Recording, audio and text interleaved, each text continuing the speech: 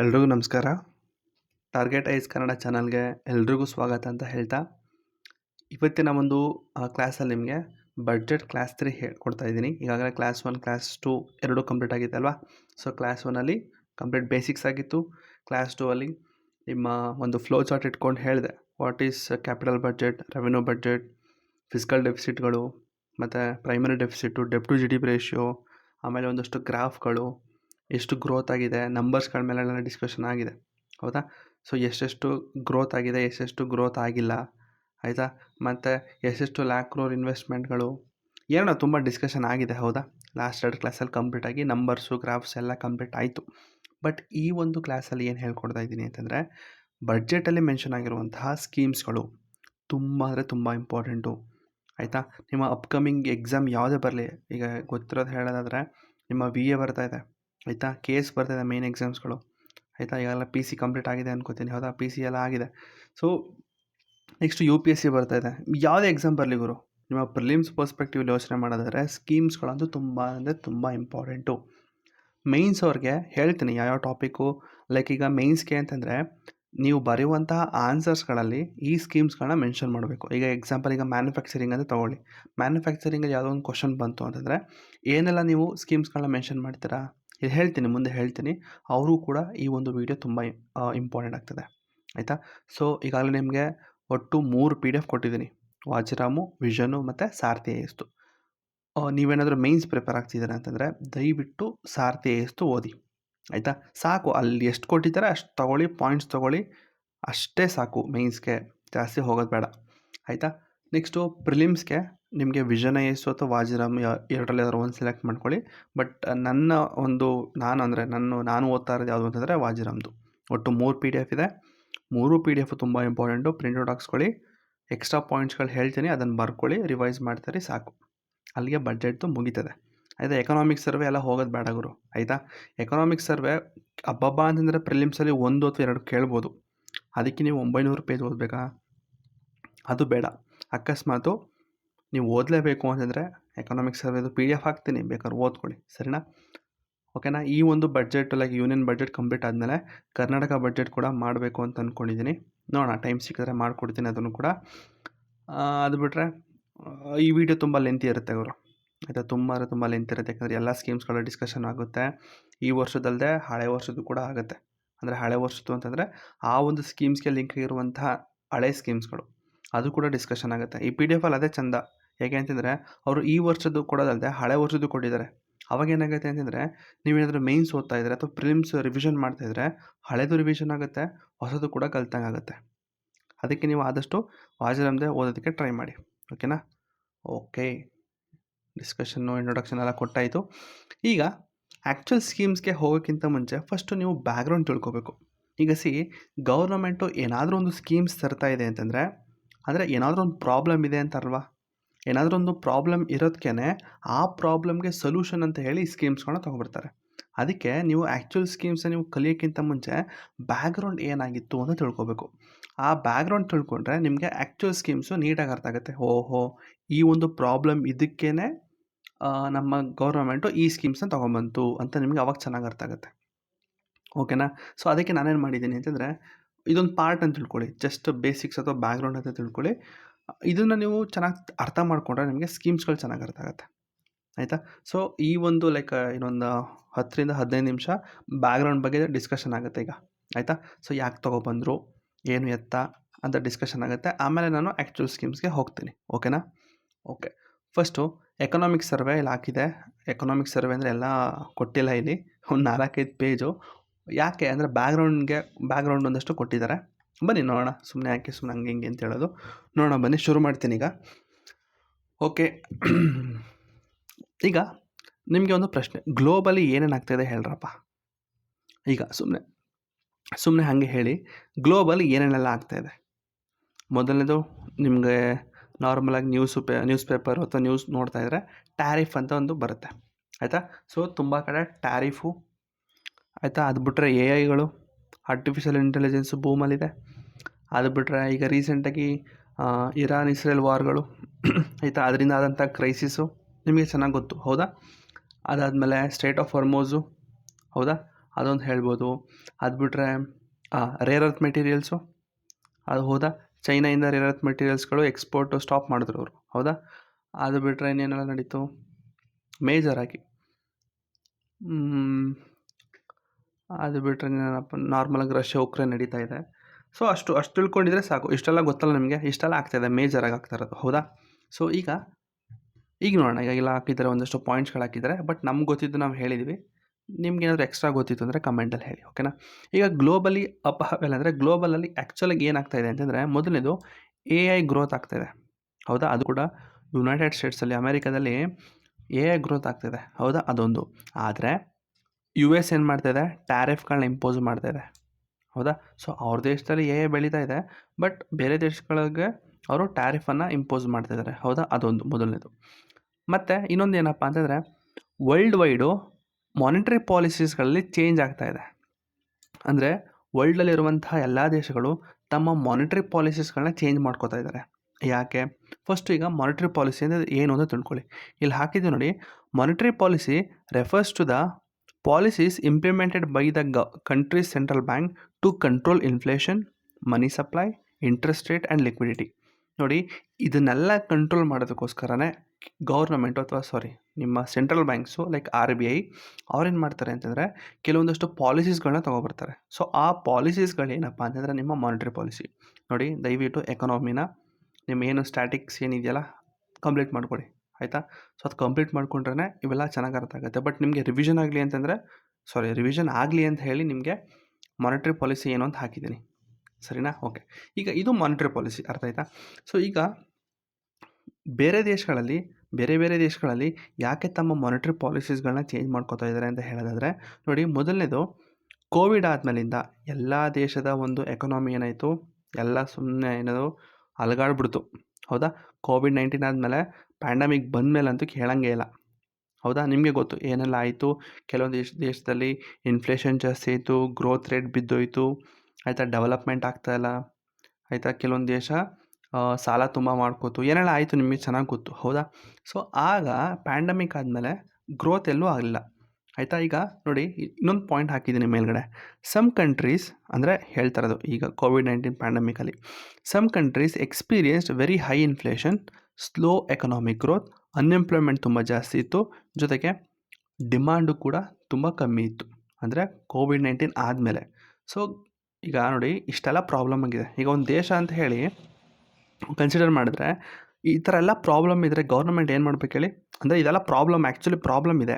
ತುಂಬ high inflation ಇತ್ತು, economic growth ಇರಲಿಲ್ಲ, ಅನ್ಎಂಪ್ಲಾಯ್ಮೆಂಟ್ ಹಾರ್ತಾ ಇತ್ತು, ಮತ್ತು ಡಿಮಾಂಡ್ ಅಂತೂ ಇರಲೇ ಇಲ್ಲ.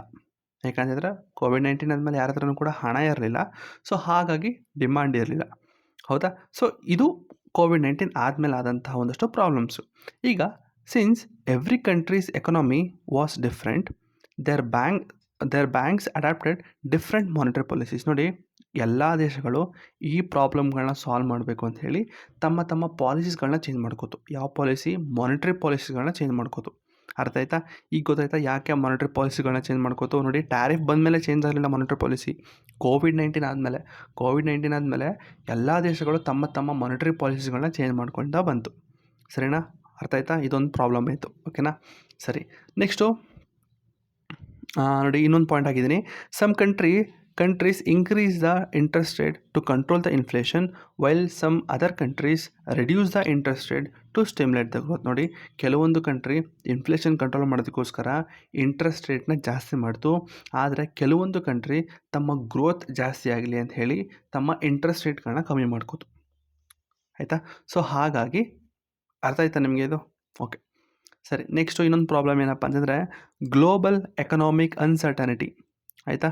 ಸೊ ಗ್ಲೋಬಲಿ ಈಗ ನಡೀತಾ ಇದೆ, ವಾರ್ ನಡೀತಾ ಇದೆ, ಟ್ರೇಡ್ ಡಿಸ್ಪ್ಯೂಟು ಲೈಕ್ ಟ್ಯಾರಿಫ್ಗಳಾಗ್ತಾಯಿದ್ದಾರೆ, ಇನ್ಫ್ಲೇಷನ್ಗಳು ನಡೀತಾ ಇದೆ, ಅಂದರೆ ಇನ್ಫ್ಲೇಷನ್ ಜಾಸ್ತಿ ಆಗ್ತಾಯಿದೆ, ಜಿಯೋಪೊಲಿಟಿಕಲ್ ಟೆನ್ಷನ್ಸ್ಗಳು ತುಂಬ ನಡೀತಾ ಇದೆ, ಹೌದಾ. ಸೊ ಇದೆಲ್ಲ ಗ್ಲೋಬಲಿ ತುಂಬ ಅಲ್ಲೋಲ ಕಲ್ಲೋಲ ಆಗ್ತಾಯಿದೆ. ಇದರಿಂದ ಏನಾಯಿತು ಅಂತಂದರೆ, ಗ್ಲೋಬಲಿ FDI ಅಂದರೆ ಫಾರಿನ್ ಡೈರೆಕ್ಟ್ ಇನ್ವೆಸ್ಟ್ಮೆಂಟ್ಗಳು ಕಮ್ಮಿ ಆಗಿಬಿಡ್ತು, ಆಯಿತಾ. ಇದು ಕೂಡ ಒಂದು problem. Next resurgence of economic statecraft. ನೋಡಿ, ಎಕನಾಮಿಕ್ ಸ್ಟೇಟ್ ಕ್ರಾಫ್ಟ್ ಅಂತಂದರೆ ಏನು? ನೋಡಿ, ಮೊದಲು ಒಂದು ದೇಶನ ಅಥವಾ ಒಂದು ಪ್ರದೇಶನ ನಾಶ ಮಾಡಬೇಕು ಅಂತಂದರೆ ಏನು ಮಾಡ್ತಾಯಿದ್ದಾರಪ್ಪ? ವಾರ್ ಮಾಡ್ತಾಯಿದ್ರು, ವಾರ್ ಅಂದರೆ ಯುದ್ಧವನ್ನು ಮಾಡಿ ಅಲ್ಲಿರೋನ ಸಾಯಿಸಿ ಏನೇನೋ ಮಾಡ್ತಾಯಿದ್ರು. ಬಟ್ ಈಗ ಹಂಗಿಲ್ಲ. ಈಗ ಗೌರ್ಮೆಂಟ್ಗಳು ಅಥವಾ ಒಂದು ದೇಶಗಳು ತಮ್ಮ ಟ್ರೇಡ್ಸು, ಇನ್ವೆಸ್ಟ್ಮೆಂಟ್ಗಳು, ಟ್ಯಾರಿಫು, ಟೆಕ್ನಾಲಜಿ, ಸ್ಯಾಂಕ್ಷನ್ಸ್ಗಳು, ಸೊ ಇದನ್ನು ವೆಪನ್ನಾಗಿ ಯೂಸ್ ಮಾಡಿಕೊಂಡು ಒಂದು ದೇಶನ ಅವ್ರನ್ನ ಕಂಪ್ಲೀಟಾಗಿ ನಾಶ ಮಾಡಬೇಕು ಅಂತ ಹೇಳಿ ಯೂಸ್ ಮಾಡ್ತಾಯಿದೆ. ಅರ್ಥ ಆಯ್ತಾ? ಸೊ ಅದಕ್ಕೆ ನಾವೇನಂತ ಕರಿತೀವಿ ಅಂತಂದರೆ ಎಕನಾಮಿಕ್ ಸ್ಟೇಟ್ ಕ್ರಾಫ್ಟ್ ಅಂತಂದರೆ ಒಂದು ದೇಶ ಈ ಟ್ರೇಡ್ ಪಾಲಿಸೀಸ್ಗಳು, ಇನ್ವೆಸ್ಟ್ಮೆಂಟ್ಗಳು, ಟ್ಯಾರಿಫ್ಗಳು, ಟೆಕ್ನಾಲಜಿಗಳು, ನಿಮ್ಮ ಸ್ಯಾಂಕ್ಷನ್ಗಳನ್ನ ಇಂಪೋಸ್ ಮಾಡೋದಾಗಿರ್ಬೋದು. ಸೊ ಇದನ್ನು ವೆಪನ್ನಾಗಿ ಯೂಸ್ ಮಾಡಿಕೊಂಡು ಒಂದು ದೇಶವನ್ನು ಕಂಟ್ರೋಲಿಗೆ ತಗೊಳುತ್ತೆ. ಎಕ್ಸಾಂಪಲಿಗೆ ಅಮೇರಿಕಾ ಮತ್ತು ಯುರೋಪಿಯನ್ ಯೂನಿಯನ್ಗಳು ಅವರು ಸ್ಯಾಂಕ್ಷನ್ ಇಂಪೋಸ್ ಮಾಡ್ತೀನಿ ಅಂತ ಹೆದರಿಸಿ ಏನು ಮಾಡ್ತಾರೆ, ಬೇರೆ ಬೇರೆ ದೇಶಗಳನ್ನ ಕಂಟ್ರೋಲಿಗೆ ತಗೋತಾರೆ. ಆಯಿತಾ? ಅದನ್ನು ಒಂದು ವೆಪನ್ನಾಗಿ ಯೂಸ್ ಮಾಡಿಕೊಂಡು ಆ ಒಂದು ಕಂಟ್ರಿಯ ಎಕನಾಮಿನೇ ಅವರು ಡೆಸ್ಟ್ರಾಯ್ ಮಾಡ್ತಾರೆ. ಹೌದಾ? ಇರಾಕ್ ನೋಡ್ಬೋದು, ಇರಾನ್ ನೋಡ್ಬೋದು. ಆಯಿತಾ? ನೆಕ್ಸ್ಟು ನಾರ್ತ್ ಕೊರಿಯಾ, ತುಂಬ ದೇಶಗಳ ಮೇಲೆ ಸ್ಯಾಂಕ್ಷನ್ಸ್ಗಳನ್ನ ಇಂಪೋಸ್ ಮಾಡಿದ್ದಾರೆ. ಇಂಡಿಯಾ ಮೇಲೂ ಕೂಡ ಇಂಪೋಸ್ ಮಾಡಿದ್ದಾರೆ. ಆಯಿತಾ? ಈಗ ಟ್ಯಾರಿಫ್ಗಳು ಇಂಪೋಸ್ ಮಾಡ್ತೀನಿ, 100% ಇಂಪೋಸ್ ಮಾಡ್ತೀನಿ ಅಂತೆಲ್ಲ ಎದುರಿಸ್ತಾರೆ. ಮತ್ತು ಯಾಕೆ ಅಂತಂದರೆ ಈ ದೇಶನ ಬೆಳೆಗೆ ಬಿಡಬಾರ್ದು ನಾವು ಅಂತ ಹೇಳಿ ಅವ್ರು ಏನು ಮಾಡ್ತಾರೆ, ಈ ಒಂದು ಟ್ರೇಡು, ಟೆಕ್ನಾಲಜಿ ಇದನ್ನು ವೆಪನ್ನಾಗಿ ಯೂಸ್ ಮಾಡ್ಕೊಂಡು ಅವರು ವೆಪನ್ಸಾಗಿ ಯೂಸ್ ಮಾಡ್ಕೊಂಡು ಡೆಸ್ಟ್ರಾಯ್ ಮಾಡೋದಕ್ಕೆ ಟ್ರೈ ಮಾಡ್ತಾರೆ. ಸೊ ಇದು ಈಗಾಗಲೇ ನಡೀತಾ ಇದೆ. ಹೌದಾ? ಟ್ರೇಡು, ಇನ್ವೆಸ್ಟ್ಮೆಂಟು, ಟ್ಯಾರಿಫು, ಸ್ಯಾಂಕ್ಷನ್ಸ್ಗಳು ಇದನ್ನು ಇಟ್ಕೊಂಡು ಈಗಾಗಲೇ ಇವರು ಯುದ್ಧವನ್ನು ಶುರು ಮಾಡಿದ್ದಾರೆ. ಆಯಿತಾ? ಇದೊಂದು ಪಾಯಿಂಟು, ಇದೊಂದು ಪ್ರಾಬ್ಲಮ್ ಆಗಿದೆ. ಆಯಿತಾ? ಎಕ್ಸಾಂಪಲ್ ಹೇಳೋದಾದರೆ ಮೊದಲನೇದು US control on advance semiconductors. ನೋಡಿ US ಏನು ಮಾಡ್ತು ಅಂತಂದರೆ, ನೋಡಿ ಇಂಡಿಯಾದಲ್ಲಿ ಸೆಮಿಕಂಡಕ್ಟರ್ಸ್ ಇನ್ನೇನೋ ಬೂಮ್ ಆಗಬೇಕು ಅಂದರೆ ಗ್ರೋತ್ ಚೆನ್ನಾಗಿ ಆಗಬೇಕು ಅನ್ನೋ ಟೈಮಲ್ಲಿ US ಅವರು ಸೆಮಿಕಂಡಕ್ಟರ್ಸ್ನ ಕಳಿಸಲ್ಲ ಅಂತ ಹೇಳಿಬಿಟ್ರು. ಯಾಕೆ? ಇಂಡಿಯಾದಲ್ಲಿ ಒಳ್ಳೆ ಗ್ರೋತ್ ಇತ್ತು, ಅವ್ರಿಗೆ ಸಹಿಸೋಕ್ಕಾಗಲಿಲ್ಲ. ಅವ್ರೇನು ಮಾಡಿದ್ರು, ಸೆಮಿಕಂಡಕ್ಟರ್ಸ್ ಕೊಡಲ್ಲ ಅಂತ ಹೇಳಿಬಿಟ್ರು. ಆಯಿತಾ? ಮೊದಲನೇ ಪ್ರಾಬ್ಲಮ್. ಯಾಕೆ ಕೊಡಲಿಲ್ಲ ಅವರು ಅಂತಂದರೆ, ಕೊಡಲ್ಲ ಅಂತ ಹೇಳಿಲ್ಲ ಅವರು. ಅವ್ರೇನು ಮಾಡಿದ್ರು ಅಂತಂದರೆ, ನೋಡಪ್ಪ ನಾನು ಮ್ಯಾನುಫ್ಯಾಕ್ಚರ್ ಮಾಡ್ತಾಯಿಲ್ಲ. ಈಗ ಯಾರೋ ನಿಮ್ಮ ಹತ್ರ ಒಂದು ಮನೆಗೆ ಬಂದುಬಿಟ್ಟು ಊಟ ಕೇಳ್ತಾರೆ ಅಂತ ತಿಳ್ಕೊಳ್ಳಿ. ಊಟ ಕೊಡಿ ಅಂತ ಕೇಳ್ತಾರೆ. ನೀವೇನು ಮಾಡ್ತೀರಾ? ಕೊಡಲ್ಲ ಅಂತ ಅಂದ್ಬಿಟ್ರೆ ಅವ್ರಿಗೆ ಹರ್ಟ್ ಆಗುತ್ತೆ. ಅದ್ರ ಬದಲು ನಾನು ಅಡುಗೆನೇ ಮಾಡಿಲ್ಲ ಅಂತ ಅಂದ್ಬಿಟ್ರೆ, ಅರ್ಥ ಆಯ್ತಾ? ಸೊ ಇದು US ಹೇಳಿದ್ದು. ನೋಡಪ್ಪ ನಾನು ಮ್ಯಾನುಫ್ಯಾಕ್ಚರೇ ಮಾಡಿಲ್ಲ, ನೀನು ಕೊಡಲ್ಲ ಅಂತ ಹೇಳ್ತಲ್ಲ, ಬಟ್ ನಾನು ಮ್ಯಾನುಫ್ಯಾಕ್ಚರೇ ಮಾಡಿಲ್ವಲ್ಲ, ನಾನೇನು ಕೊಡಲಿ ಅಂತ ಹೇಳಿದ್ರು. ಅಂದರೆ ಅವ್ರ ಹತ್ರ ಇತ್ತು, ಬಟ್ ಅವರಿಗೆ ಕೊಡಲಿಲ್ಲ ಅವರು ನಮಗೆ. Next China. So China control on rare earth materials. So ನೋಡಿ ಚೈನಾ ಏನು ಮಾಡ್ತು ಅಂತಂದರೆ, US ಅವರು ಅವ್ರ ಮೇಲೆ ಟ್ಯಾರಿಫ್ ಇಂಪೋಸ್ ಮಾಡಿದ್ರು. ಆಯಿತಾ? ಚೈನಾ ಮೇಲೆ ಟ್ಯಾರಿಫ್ ಇಂಪೋಸ್ ಮಾಡಿದ್ರು.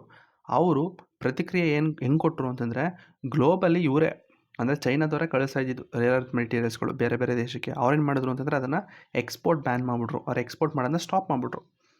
ನಮ್ಮ ಇಂಡಿಯಾಗೆ ಏನು ಹೇಳಿದ್ರು ಅಂತಂದರೆ, ನೋಡಿ ನಿಮಗೆ ರೇರ್ ಅರ್ತ್ ಬೇಕಾ, ಕೊಡ್ತೀವಿ, ಆದರೆ ನೀವು ಯಾವುದೇ ಕಾರಣಕ್ಕೂ ವೆಸ್ಟರ್ನ್ ಕಂಟ್ರೀಸ್ಗೆ ಕಳಿಸ್ಬಾರ್ದು ಅಂತಂದ್ಬಿಟ್ಟು ಅವರು ಕೂಡ ಒಂದಷ್ಟು ರೂಲ್ಸ್ ಹೇಳಿದ್ರು, ರೆಗ್ಯುಲೇಷನ್ ಹೇಳಿದ್ರು. ನೋಡಿ ನಿಮಗೆ ಎಕ್ಸ್ಪೋರ್ಟ್ ಮಾಡ್ತೀವಿ ಅಂದರೆ ಇಂಡಿಯಾಗೆ ಕೊಡಲ್ಲ ಅಂತ ಹೇಳಲ್ಲ, ಕೊಡ್ತೀವಿ, ಬಟ್ ನೀವು ಯಾವುದೇ ಕಾರಣಕ್ಕೂ ವೆಸ್ಟ್ಗೆ ನೀವು ಎಕ್ಸ್ಪೋರ್ಟ್ ಮಾಡಬಾರ್ದು ಅಂತ ಹೇಳಿದ್ರು. ಬಟ್ ನಮ್ಗೆ ಅದು ಬೇಕಾಗಿಲ್ಲ. ಬಟ್ ಈಗ ತಿಳ್ಕೊಳ್ಳಿ, ಚೈನಾ ಏನು ಮಾಡ್ತು, ರೇರ್ ಅರ್ತ್ನ ಕೊಡಲ್ಲ ಅಂತ ಹೇಳ್ತು. US ಅವರು ಸೆಮಿಕಂಡಕ್ಟರ್ಸ್ನ ಕೊಡಲ್ಲ ಅಂತ ಹೇಳಿದ್ರು. ಜೊತೆಗೆ ಟ್ಯಾರಿಫ್ಗಳನ್ನ ಕೂಡ ಹಾಕಿದ್ರು. ಆಯಿತಾ? ಯುರೋಪಿಯನ್ ಯೂನಿಯನಿಂದ CBAM ಅನ್ನೋ ಒಂದು ಟ್ಯಾರಿಫ್ ಅಥವಾ ಒಂದು ಟ್ಯಾಕ್ಸ್ನ ಇಂಪೋಸ್ ಮಾಡಿದ್ರು. ನೋಡಿ ಯುರೋಪಿಯನ್ ಯೂನಿಯನು ಎಷ್ಟು ಒಂದು ಖತರ್ನಾಕು ಅಂತಂದರೆ, ಈ ರೀಸೆಂಟಾಗಿ ಈಗ ದೊಡ್ಡ ಒಂದು ಡೀಲ್ ಆಯಿತು, ಫ್ರೀ ಟ್ರೇಡ್ ಅಗ್ರಿಮೆಂಟ್ ಕೂಡ ಮಾಡಿಕೊಂಡ್ರು. ಹೌದಾ? ಯುರೋಪಿಯನ್ ಯೂನಿಯನು ಮತ್ತು ಇಂಡಿಯಾ ಮತ್ತು ಇಬ್ಬರು ಮಾಡಿಕೊಂಡ್ರು. ಹೌದಾ?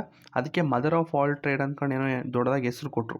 ನಿಮಗೆ ಉರ್ಸುಲಾ ಗೊತ್ತಾ? ನಿಮಗೆ ನಿಮ್ಮ ಯುರೋಪಿಯನ್ ಕಮಿಷನ್ ಹೆಡ್ ಏನೋ ಇದ್ದಾರಲ್ಲ, ಸೊ ಉರ್ಸುಲಾ ಅವ್ರು ಹೇಳ್ತಾಯಿದ್ರು ಏನು ಅಂತಂದರೆ, this deal is a mother of all deals, ಹಾಗೆ ಹಿಂಗೆ ಅಂತೆಲ್ಲ ಹೇಳಿದ್ರು. ರೀಸೆಂಟಾಗಿ ನೋಡಿದೆ ಗುರು ನ್ಯೂಸಲ್ಲಿ ಏನು ಅಂತಂದರೆ, ಯುರೋಪಿಯನ್ ಯೂನಿಯನು ಇಂಡಿಯನ್ ಸ್ಟೀಲ್ಸ್ ಮೇಲೆ 10% ಟ್ಯಾಕ್ಸ್ ಹಾಕಿದೆಯಂತೆ ಅಥವಾ ಟ್ಯಾರಿಫ್ ಹಾಕಿದೆಯಂತೆ. ಆಯಿತಾ?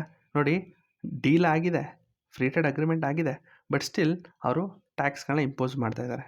ಆಯಿತಾ? ಸೊ ಅದೇ ರೀತಿ ನಮ್ಮ ದೇಶದ ಮೇಲೆ, ನಮ್ಮ ದೇಶ ಅಂತಲ್ಲ ಬೇರೆ ದೇಶ ಎಕ್ಸ್ಪೋರ್ಟ್ ಯಾರ್ಯಾರು ಮಾಡ್ತಾಯಿದ್ದಾರೆ ಯುರೋಪ್ಗೆ, ಅವ್ರ ಮೇಲೆ CBAM ಅನ್ನೋ ಒಂದು ಟ್ಯಾಕ್ಸ್ನ ಇಂಪೋಸ್ ಮಾಡೋದಕ್ಕೆ ಶುರು ಮಾಡಿದ್ರು. ವಾಟ್ ಈಸ್ CBAM ಅಂತ ಹೇಳಿದ್ರೆ, ನೋಡಿ CBAM ಅಂತಂದರೆ ಒಂದು ಟ್ಯಾಕ್ಸ್, ಇದು ಕಾರ್ಬನ್ ಬಾರ್ಡರ್ ಅಡ್ಜಸ್ಟ್ಮೆಂಟ್ ಮೆಕ್ಯಾನಿಸಮ್ ಅಂತಂದರೆ it is a tax. Europe ಏನು ಮಾಡ್ತು ಅಂತಂದರೆ, ನೋಡಿ ಯಾರೆಲ್ಲ ಯುರೋಪ್ಗೆ ಏನೆಲ್ಲ ಮಾರ್ತಿರಲ್ಲ, ಏನಾದರೂ ಒಂದು ಪ್ರಾಡಕ್ಟ್ಗಳು ಏನೋ ಮಾರಿದ್ರೆ ಆ ಪ್ರಾಡಕ್ಟು ಎಷ್ಟು ಕಾರ್ಬನ್ ಎಮಿಷನ್ನು ಮಾಡ್ತು, ಈಗ ಅವರು ಒಂದು ಲೆವೆಲ್ ಕೊಟ್ಟಿದ್ದಾರೆ. ಆಯಿತಾ? ಆ ಲೆವೆಲ್ ಮೀರಿ ಏನಾದರೂ ಆ ಒಂದು ಪದಾರ್ಥ ತಯಾರಾಗಬೇಕಾದ್ರೆ ಕಾರ್ಬನ್ ಕಂಟೆಂಟ್ ಏನಾದರೂ ಜಾಸ್ತಿ ರಿಲೀಸ್ ಮಾಡಿತ್ತು ಅಂತಂದರೆ ಅವ್ರ ಮೇಲೆ ಟ್ಯಾಕ್ಸ್ ಹಾಕೋದು. ಈಗ ಸ್ಟೀಲ್ ಅಂದರೆ ತೊಗೊಳ್ಳಿ.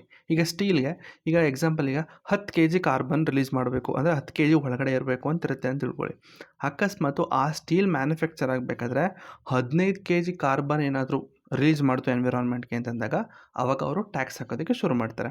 ಇದು ಒಂಥರ ವೆಪನ್ ಆಗಿ ಯೂಸ್ ಮಾಡ್ತಾ ಇರೋದು ಯುರೋಪಿಯನ್ ಯೂನಿಯನ್, ಆಯಿತಾ, CBAM ಅನ್ನೋದು. ಸೊ ಅದೊಂದು ಗೊತ್ತಾಯ್ತಾ. ಸೊ ಟ್ಯಾರಿಫ್ಗಳು ಇಂಪೋಸ್ ಆಗ್ತಾಯಿದೆ. ಸರಿ, next expansionary fiscal policy around the policies. ನೋಡಿ, ಎಲ್ಲ ದೇಶಗಳೇನು ಮಾಡ್ತು, ಗ್ರೋತ್ ಆಗಬೇಕು. ಈಗ ಕೋವಿಡ್-19 ಆದಮೇಲೆ ತುಂಬ ಬಿದ್ದೋಯ್ತು, ಆಯಿತಾ. ಸೊ ನಾವೇನು ಮಾಡಬೇಕು ಅಂತಂದರೆ, ನಾವು ಆದಷ್ಟು ಗ್ರೋತ್ ಅಂದರೆ ಇಂಜಿನ ಸ್ಟಾರ್ಟ್ ಮಾಡಬೇಕು. ಇಂಜಿನ್ ಏನು ಎಕನಾಮಿಕ್ ಇಂಜಿನ್ ಇದೆಯಲ್ಲ ನಮ್ಮ ದೇಶದ್ದು, ನಮ್ಮ ದೇಶ ಅಂದರೆ ಇಂಡಿಯಾ ಮಾತ್ರ ಅಲ್ಲ, ಬೇರೆ ಬೇರೆ ದೇಶದ ಹೇಳ್ತಾ ಇರೋದು. ಅವ್ರು ಏನು ಯೋಚನೆ ಮಾಡಿದ್ರು ಅಂತಂದರೆ, ನಾವು ಆದಷ್ಟು ಈ ಒಂದು ಗ್ರೋತ್ ಇಂಜಿನ ಸ್ಟಾರ್ಟ್ ಮಾಡಬೇಕು ಅಂತೇಳಿ ಎಲ್ಲ ಕಡೆ ಇನ್ವೆಸ್ಟ್ ಮಾಡೋದಕ್ಕೆ ಶುರು ಮಾಡಿದ್ರು. ಇಲ್ಲಿ ನೋಡ್ಬೋದು, many countries increase the government spending after the COVID-19 to support the economic recovery, where the government increases the expenditure or reduce the tax to stimulate the economic activity. ಆಯಿತಾ. ಸೊ ನಾನು ಹೇಳ್ದಂಗೆ COVID-19 ಆದಮೇಲೆ ಎಲ್ಲರ economy ಬಿದ್ದೋಗಿತ್ತು. ಅದನ್ನು restart ಮಾಡೋದಕ್ಕೋಸ್ಕರ, ಅದನ್ನು recover ಮಾಡೋದಕ್ಕೋಸ್ಕರ ಅವ್ರೇನು ಮಾಡಿದ್ರು, ತುಂಬ ಇನ್ವೆಸ್ಟ್ ಮಾಡೋದಕ್ಕೆ ಶುರು ಮಾಡಿದ್ರು. ಹೌದಾ. ನೋಡಿ, ಇನ್ವೆಸ್ಟ್ಮೆಂಟ್ ಆದರೆ ಆಟೋಮೆಟಿಕ್ಕಾಗಿ ಗ್ರೋತ್ ಆಗೇ ಆಗುತ್ತೆ, ಆಯಿತಾ. ಸೊ ಅದಕ್ಕೇನು ಮಾಡಿದ್ರು, ಅವರು ಕೂಡ ಎಕ್ಸ್ಪ್ಯಾನ್ಷನರಿ ಫಿಸ್ಕಲ್ ಪಾಲಿಸೀಸ್ಗಳನ್ನ ಬರೋದಕ್ಕೆ ಶುರು ಮಾಡಿದ್ರು. ಸೊ ಹಾಗಾದರೆ ಆ ಟೈಮಲ್ಲಿ ಇಂಡಿಯಾ ಏನೇನು ಮಾಡ್ತು ನೋಡಿ. ಇಂಡಿಯಾ ಇದನ್ನೆಲ್ಲ ನೋಡ್ತು ಪ್ರಾಬ್ಲಮ್ಗಳನ್ನ. ಏನು ಗುರು ಇದೆಲ್ಲ ಆಗ್ತಾಯಿದೆ, ಅಮೇರಿಕಾ ನೋಡಿದ್ರೆ ಸೆಮಿ ಕಂಡಕ್ಟರ್ಸ್ ಕೊಡ್ತಾ ಇಲ್ಲ, ಯುರೋಪ್ ನೋಡಿದ್ರೆ CBAM ಅನ್ನೋ ಟ್ಯಾಕ್ಸಿ ಇಂಪೋಸ್ ಮಾಡ್ತಾ ಇದ್ದಾರೆ, ಚೈನಾದವ್ರು ನೋಡಿದ್ರೆ ರೇರ್ ಅರ್ತ್ ಕೊಡ್ತಾ ಇಲ್ಲ, ಆ ಕಡೆ ದೇಶ ಹಿಂಗಾಗಿದೆ, ಹಿಂಗೆ ಏನೇನೋ ಆಗ್ತಾಯಿದೆ. ಸೊ ಇಂಡಿಯಾ ರೆಸ್ಪಾನ್ಸ್ ಏನಾಗಿತ್ತು ಅಂತಂದರೆ, ಇಂಡಿಯಾ ಯೋಚನೆ ಮಾಡ್ತು, ಇದನ್ನೆಲ್ಲ ಯೋಚನೆ ಮಾಡಿ ನಾವು ಆದಷ್ಟು ಸ್ಟ್ರಾಟಜಿಕ್ ಇಂಡಿಸ್ಪೆನ್ಸಬಿಲಿಟಿ ಅಂದರೆ ಯಾವುದೇ ಕಾರಣಕ್ಕೂ ಇಂಡಿಯಾ ಜಾಸ್ತಿ ಡಿಪೆಂಡ್ ಆಗಬಾರ್ದು, ಇನ್ನೊಬ್ಬರ ಮೇಲೆ ಜಾಸ್ತಿ ಡಿಪೆಂಡ್ ಆಗಬಾರ್ದು. ನೋಡಿ, India should become more self ರಿಲಯಂಟ್ on critical sectors. Like example, ನಿಮ್ಮ ಸೆಮಿ ಕಂಡಕ್ಟರ್ಸ್ ಆಗಿರ್ಬೋದು, ರೇರ್ ಅರ್ತ್ ಆಗಿರ್ಬೋದು, ನಿಮ್ಮ ಆಯಿಲ್ ಆಗಿರ್ಬೋದು. ಸೊ ಈ ಒಂದು ಕ್ರಿಟಿಕಲ್ ಸೆಕ್ಟರ್ಸಲ್ಲಿ ಆದಷ್ಟು ನಾವು ಇನ್ನೊಂದು ದೇಶಕ್ಕೆ ನಾವು ಜಾಸ್ತಿ ಡಿಪೆಂಡ್ ಆಗಬಾರ್ದು, ಆದಷ್ಟು ನಾವು ಸೆಲ್ಫ್ ರಿಲಯಂಟ್ ಆಗಬೇಕು. ನೋಡಿ, India should not depend too much on other countries for important goods like semi conductors, defence equipment or energy. ನೋಡಿ, ಇವೆಲ್ಲ ನಿಮ್ಮ ಕ್ರಿಟಿಕಲ್ ಸೆಕ್ಟರ್ಸ್ಗಳು. ಸೊ ಈ ಒಂದು ಸೆಕ್ಟರ್ಸ್ ಮೇಲೆ ಜಾಸ್ತಿ ಆದಷ್ಟು ನಾವು ಇನ್ನೊಂದು ದೇಶದ ಮೇಲೆ ಡಿಪೆಂಡ್ ಆಗಬಾರ್ದು ಅಂತ ಗೌರ್ಮೆಂಟ್ ಯೋಚನೆ ಮಾಡ್ತು.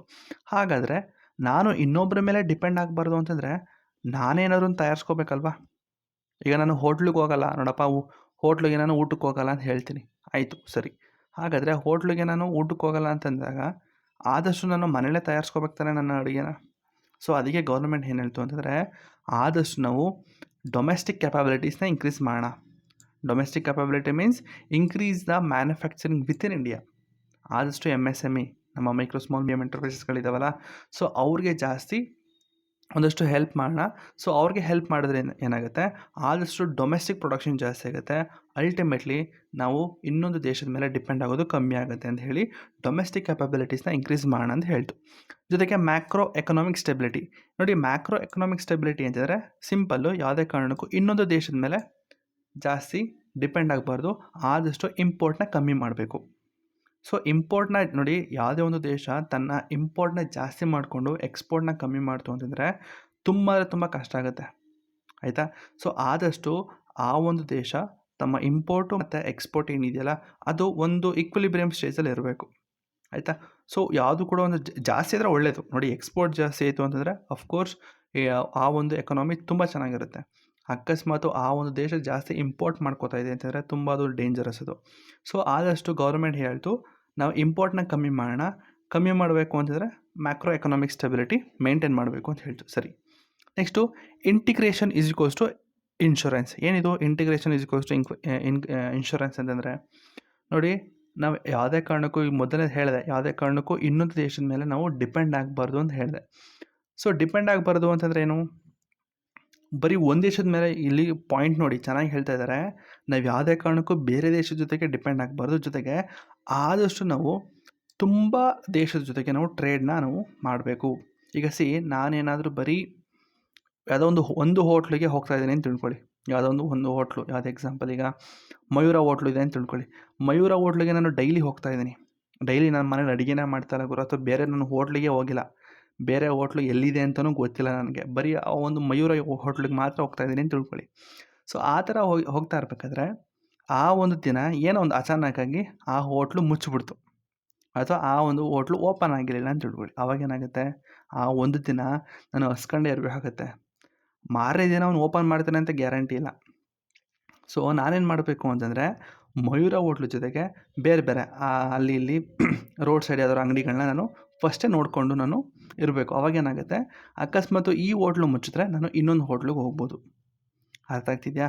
ಸೊ ಅದೇ ಇಲ್ಲಿ ಹೇಳ್ತಾ ಇರೋದು, ಗೌರ್ಮೆಂಟ್ ಏನು ಹೇಳ್ತಾ ಇದೆ ಅಂತಂದರೆ, ನಾನು ಆದಷ್ಟು ತುಂಬ ಕಂಟ್ರಿ ಜೊತೆಗೆ ನಾನು ಟ್ರೇಡ್ ಅಗ್ರಿಮೆಂಟ್ನ ಮಾಡ್ಕೋಬೇಕು. ಅಕಸ್ಮಾತ್ ಯಾವುದೋ ಒಂದು ಕಂಟ್ರಿ ನಿನ್ನ ಒಂದು ಪ್ರಾಡಕ್ಟ್ ಬೇಡ ಅಂತಂದಾಗ ನಾನು ಬೇರೆ ಕಂಟ್ರಿಗೆ ನಾನು ಮಾರ್ಬೋದು. ಅರ್ಥ ಆಯ್ತಾ? ಯಾವುದೋ ಒಂದು ಕಂಟ್ರಿ ನಿನ್ನ ಒಂದು ಪ್ರಾಡಕ್ಟ್ ಬೇಡ ಕಣ, ನಂಗೆ ಬೇಡ ಹೋಗು ಅಂತ ಅಂದ್ಬಿಟ್ರೆ ನಾನು ಬೇರೆ ಕಂಟ್ರಿಗೆ ಮಾರ್ಬೋದು.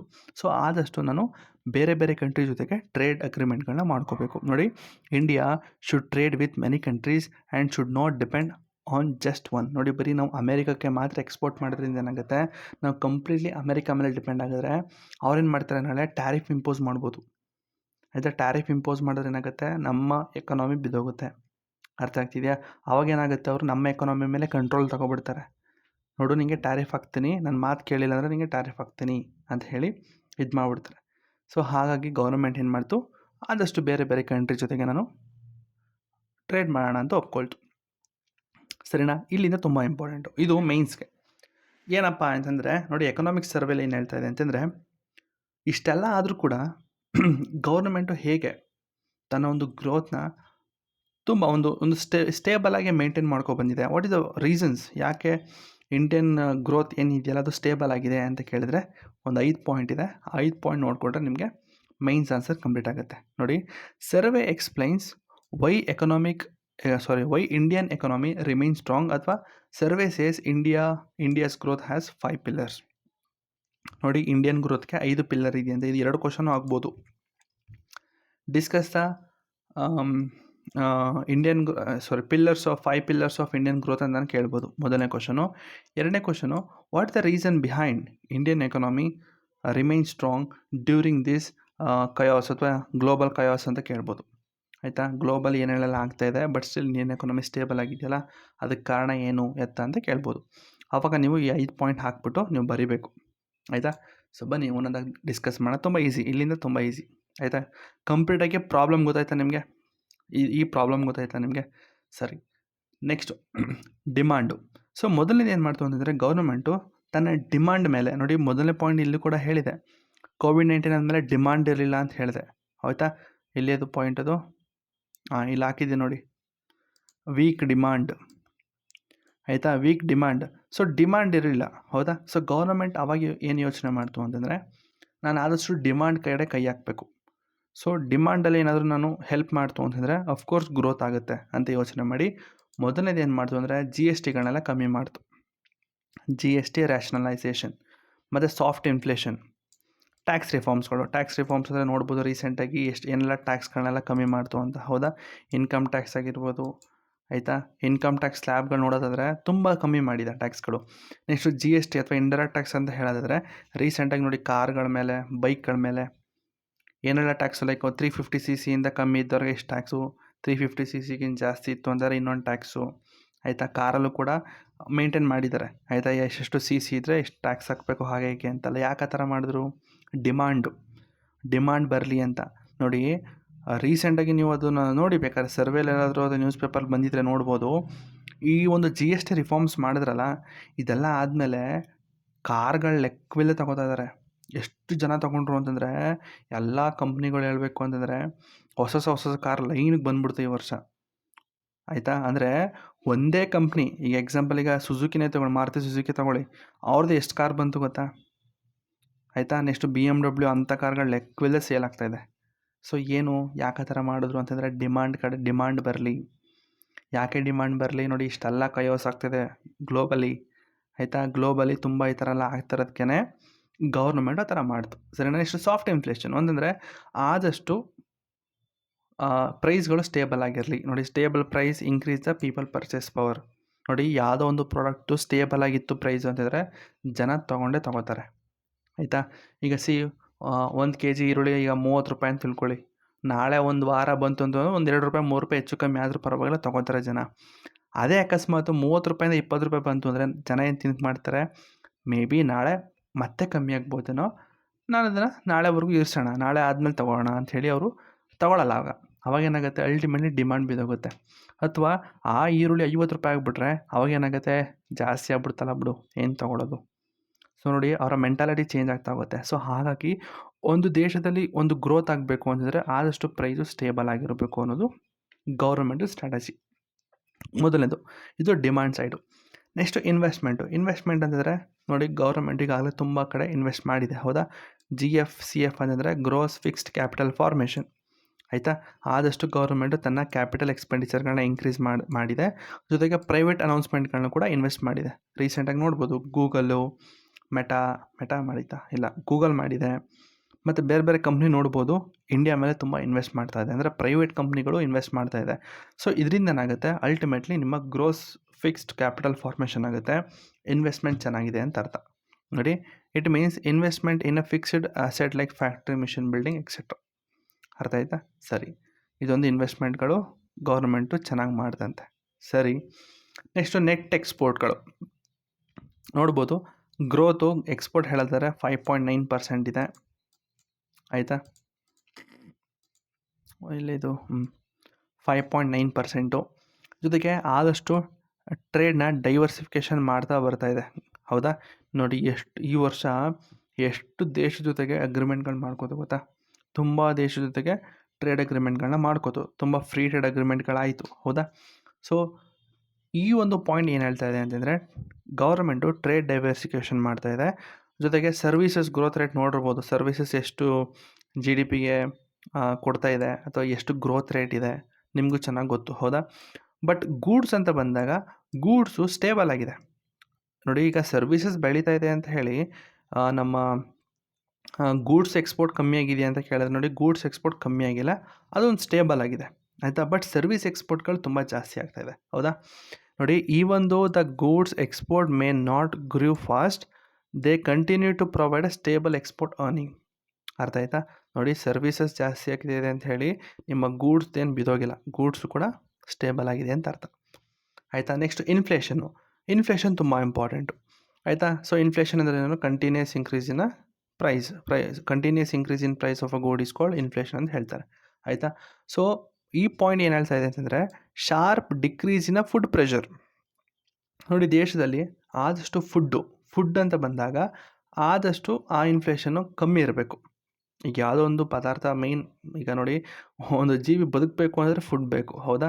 ಆ ಫುಡ್ಡೇ ಪ್ರೈಸ್ ಜಾಸ್ತಿ ಇದ್ದು ಅಂತಂದಾಗ ಜನಗಳು ಏನು ತಿಂತಾರೆ, ಆಯಿತಾ. ಮೇಯ್ನು ಫುಡ್ ಇದೆಯಲ್ಲ, ಸೊ ಆ ಒಂದು ಫುಡ್ ಪ್ರೆಷರ್ ಅಥವಾ ಫುಡ್ ಪ್ರೈಸಸ್ನ ಕಮ್ಮಿ ಮಾಡಬೇಕು ಅಂತ ಹೇಳಿ ಗೌರ್ಮೆಂಟ್ ಕಮ್ಮಿ ಮಾಡ್ತು. ಇಲ್ಲಿ ನೋಡ್ಬೋದು, ಮೀನಿಂಗ್ ಫುಡ್ ಇನ್ಫ್ಲೇಷನ್ ಕಮ್ಮಿ ಮಾಡೋದು ಅಂತಂದರೆ, meaning food prices are falling when food prices remain stable, families have more money available to education, health care, clothing and other purchases. ನೋಡಿ, ಈಗ ನನ್ನ ಹತ್ರ 100 ರೂಪಾಯಿ ಇದೆ, ಆಯಿತಾ. 100 ರೂಪಾಯಿ ಇದೆ. ಈಗ ಒಂದು ಬ್ರೆಡ್ ತೊಗೋಬೇಕು ಅಂತ ತಿಳ್ಕೊಳ್ಳಿ, ಈಗ 20 ರೂಪಾಯಿ ಬ್ರೆಡ್ ಅದು. ಈಗ ನನ್ನ ಮನೇಲಿ 4 ಜನ ಇದ್ದೀವಿ, ಒಂದೊಂದು ಬ್ರೆಡ್ಗೆ 5 ರೂಪಾಯಿ ಅಂತ ತಿಳ್ಕೊಳ್ಳಿ. 4 ಜನಕ್ಕೆ ತಿನ್ಕೋತೀವಿ, ಇನ್ನು 20 ರೂಪಾಯಿ ಬ್ರೆಡ್ ಅಂತಂದರೆ ಇನ್ನು 80 ರೂಪಾಯಿ ಮಿಕ್ಕುತ್ತೆ. ಸೊ ಆ 80 ರೂಪಾಯಲ್ಲಿ ಮೇ ಬಿ ನಾನು ಎಜುಕೇಷನ್ ಮೇಲೆ ಹಾಕ್ಬೋದು, ಮಕ್ಕಳ ಎಜುಕೇಷನ್ ಮೇಲೆ, ಹೆಲ್ತ್ ಕೇರ್ ಮೇಲೆ, ಮಕ್ಕಳಿಗೆ ಬಟ್ಟೆ ತೊಗೋಬೋದು. ಎಕ್ಸಾಂಪಲ್ ಹೇಳ್ತಾರೆ, ಅದು 100 ರೂಪಾಯಿ ಯಾವ ಬಟ್ಟೆನೂ ಬರಲ್ಲ, ಯಾವ ಎಜುಕೇಷನು ಸಿಗೋಲ್ಲ, ಯಾವ ಹೆಲ್ತ್ ಕೇರು ಸಿಗೋಲ್ಲ. ಗೌರ್ಮೆಂಟ್ ಆಸ್ಪತ್ರೆಗೆ ಹೋದರೂ ಕೂಡ ಅಲ್ಲಿ 10 ರೂಪಾಯಿ 20 ರೂಪಾಯಿ ಚೀಟಿ ಬರ್ಸೋಕೆ ತಗೋತಾರೆ, ಆಯಿತಾ. ಸೊ ಅವ್ರು ಕೂಡ ಮೆಡಿಸನು ಆಸ್ಪತ್ರೆ ಸಿಗದೆ ಮೆಡಿಕಲ್ಗೆ ಬರೀತಾರೆ, ಅಲ್ಲೇ 200 ರೂಪಾಯಿ 300 ರೂಪಾಯಿ ಮೆಡಿಸನ್ ಆಗುತ್ತೆ.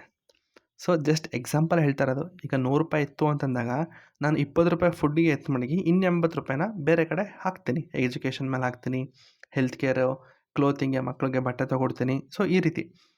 ಸೊ ಅದೇ ಫುಡ್ ಪ್ರೈಸ್ ಏನಾದರೂ ಜಾಸ್ತಿ ಆಯಿತು ಅಂತ ತಿಳ್ಕೊಳ್ಳಿ, ಅದೇ ಫುಡ್ ಪ್ರೈಸು ಈಗ 20 ರೂಪಾಯಿ ತೊಗೊಳ್ಳೋ ಬ್ರೆಡ್ ಏನಾಗಿದೆ, ಒಂದೊಂದು ಬ್ರೆಡ್ಡು 10 ರೂಪಾಯಿ ಆಗಿದೆ ಅಂತ ತಿಳ್ಕೊಳ್ಳಿ. ಈಗ 4 ಜನಕ್ಕೆ 4 ಬ್ರೆಡ್ ಬೇಕು, ಆದರೆ 40 ರೂಪಾಯಿ ಆಯಿತು, ಅಂದರೆ ಕೈಯಲ್ಲಿ ಏನಾದರೂ ಇರೋದೇ 60 ರೂಪಾಯಿ. ಈಗ 60 ರೂಪಾಯಿ ಇದ್ದಾಗ ನಾನು ಬೇರೆ ಕಡೆ ಇನ್ವೆಸ್ಟ್ ಮಾಡೋದು ಹೇಗೆ ಸಾಧ್ಯ, ಆಯಿತಾ. ಸೊ ಎಜುಕೇಷನ್ ಇನ್ವೆಸ್ಟ್ ಮಾಡೋದ, ಹೆಲ್ತ್ ಕೇರ್ಗೆ ಹಾಕೋದ, ಬಟ್ಟೆ ತೊಗೊಳೋದ, ತುಂಬ ಕಷ್ಟ ಆಗುತ್ತೆ. ಸೊ ಹಾಗಾಗಿ ಒಂದು ದೇಶದಲ್ಲಿ ಫುಡ್ ಅಂತ ಬಂದಾಗ ಪ್ರೈಸ್ ಕಮ್ಮಿ ಇರಬೇಕು, ಅರ್ಥ ಆಯ್ತಾ? ಆವಾಗ ಏನಾಗುತ್ತೆ, ಪ್ರೈಸ್ ಕಮ್ಮಿ ಇದ್ದಾಗ ಏನಾಗುತ್ತೆ, ಆ ಒಂದು ಪರ್ಸನ್ದು ಎಕ್ಸ್ಟ್ರಾ ಅಂದರೆ ಫುಡ್ ಪ್ರೈಸ್ನ ಮಿಕ್ಕಿ ಎಕ್ಸ್ಟ್ರಾ ಉಳ್ಕೊಳ್ಳುತ್ತೆ ನೋಡಿ, ಆ ದುಡ್ಡಲ್ಲಿ ಅವ್ನು ಬೇರೆ ಕಡೆ ಇನ್ವೆಸ್ಟ್ ಮಾಡ್ತಾನೆ ಅಂತ ಅರ್ಥ. ಆದರೆ ಇನ್ಫ್ಲೇಷನ್ನು ಫುಡ್ ಪ್ರೈಸಸ್ ಹೋಲೋಕೆ ಕಮ್ಮಿ ಇದೆ, ಬಟ್ ಈ ಒಂದು ಕೋರ್ ಇನ್ಫ್ಲೇಷನ್ ಅಂತ ಇದೆಯಲ್ಲ ಅದು ತುಂಬ ಜಾಸ್ತಿ ಇದೆಯಂತೆ. ನೋಡಿ ನೋಡಿ ಫುಡ್ಡು ಮತ್ತು ಫ್ಯೂಯಲ್ ಪ್ರೈಸಸ್ ಆಫನ್ ಫ್ಲಕ್ಚುಯೇಟ್. ನೋಡಿ ಇದು ಬೇಡ, ಈ ಪಾಯಿಂಟ್ ಇವಾಗ ಎಕ್ಸ್ಪ್ಲೇನ್ ಮಾಡೋದು ಬೇಡ. ಈಗ ಕೋರ್ ಇನ್ಫ್ಲೇಷನ್ ಬಗ್ಗೆ ತಿಳ್ಕೊಳ್ಳಿ. ಕೋರ್ ಇನ್ಫ್ಲೇಷನ್ ಅಂತಂದರೆ ಏನು? ಕೋರ್ ಇನ್ಫ್ಲೇಷನ್ ಅಂತಂದರೆ ಇನ್ಫ್ಲೇಷನ್ ಎಕ್ಸ್ಕ್ಲೂಡಿಂಗ್ ಫುಡ್ಡು ಮತ್ತು ಫ್ಯೂಯಲು. ಫುಡ್ಡು ಫ್ಯೂಯಲ್ ಎರಡನ್ನೂ ಕೂಡ ಮೈನಸ್ ಮಾಡಿದ್ರೆ ಇನ್ನು ಮಿಕ್ಕೊಳ್ಳುತ್ತಾ ಇನ್ಫ್ಲೇಷನು, ಅದಕ್ಕೆ ನಾವು ಕೋರ್ ಇನ್ಫ್ಲೇಷನ್ ಅಂತ ಕರಿತೀವಿ. ಯಾಕೆ ಅಂತ ಕೇಳೋದಾದರೆ ನೋಡಿ, ಫುಡ್ಡು ಮತ್ತು fuel often fluctuate because of weather condition and international event. ಆಯಿತಾ? ಇಂಟರ್ನ್ಯಾಷನಲ್ ಇವೆಂಟ್ ಅಕಸ್ಮಾತ್ ಯುದ್ಧ ಆಯಿತು ಅಂತ ತಿಳ್ಕೊಳ್ಳಿ, ಆವಾಗ ಫ್ಯೂಯಲ್ ಪ್ರೈಸ್ ಜಾಸ್ತಿ ಆಗುತ್ತೆ. ಅಕಸ್ಮಾತ್ ವೆದರ್ ಕಂಡೀಷನ್ ತುಂಬ ನೋಡಿ ಎಲ್ಲಿನೋ ಬಂತು, ಆಯಿತಾ? ಸೊ ಎಲ್ಲಿನೋ ಲಾನಿನ, ಸೊ ಈ ಥರ ಏನಾದ್ರು ಬಂತು ಅಂತಂದಾಗ ಆ ಒಂದು ಫುಡ್ ಪ್ರೈಸಸ್ಸು ಫ್ಲಕ್ಚುಯೇಟ್ ಆಗ್ತಾ ಹೋಗುತ್ತೆ. ಅರ್ಥ ಆಯ್ತಾ? ಸೊ ಅದಕ್ಕೆ ಈ ಫುಡ್ಡು ಫ್ಯೂಯಲ್ ಎರಡನ್ನೂ ಕೂಡ ತೆಗೆದಾಕ್ಬಿಟ್ಟು ಇನ್ನು ಮಿಕ್ಕಿದೆಯಲ್ಲ ಅದನ್ನು ತಗೊಂಡೋದನ್ನು ನಾವು ಕೋರ್ ಇನ್ಫ್ಲೇಷನ್ ಅಂತ ಕರಿತೀವಿ.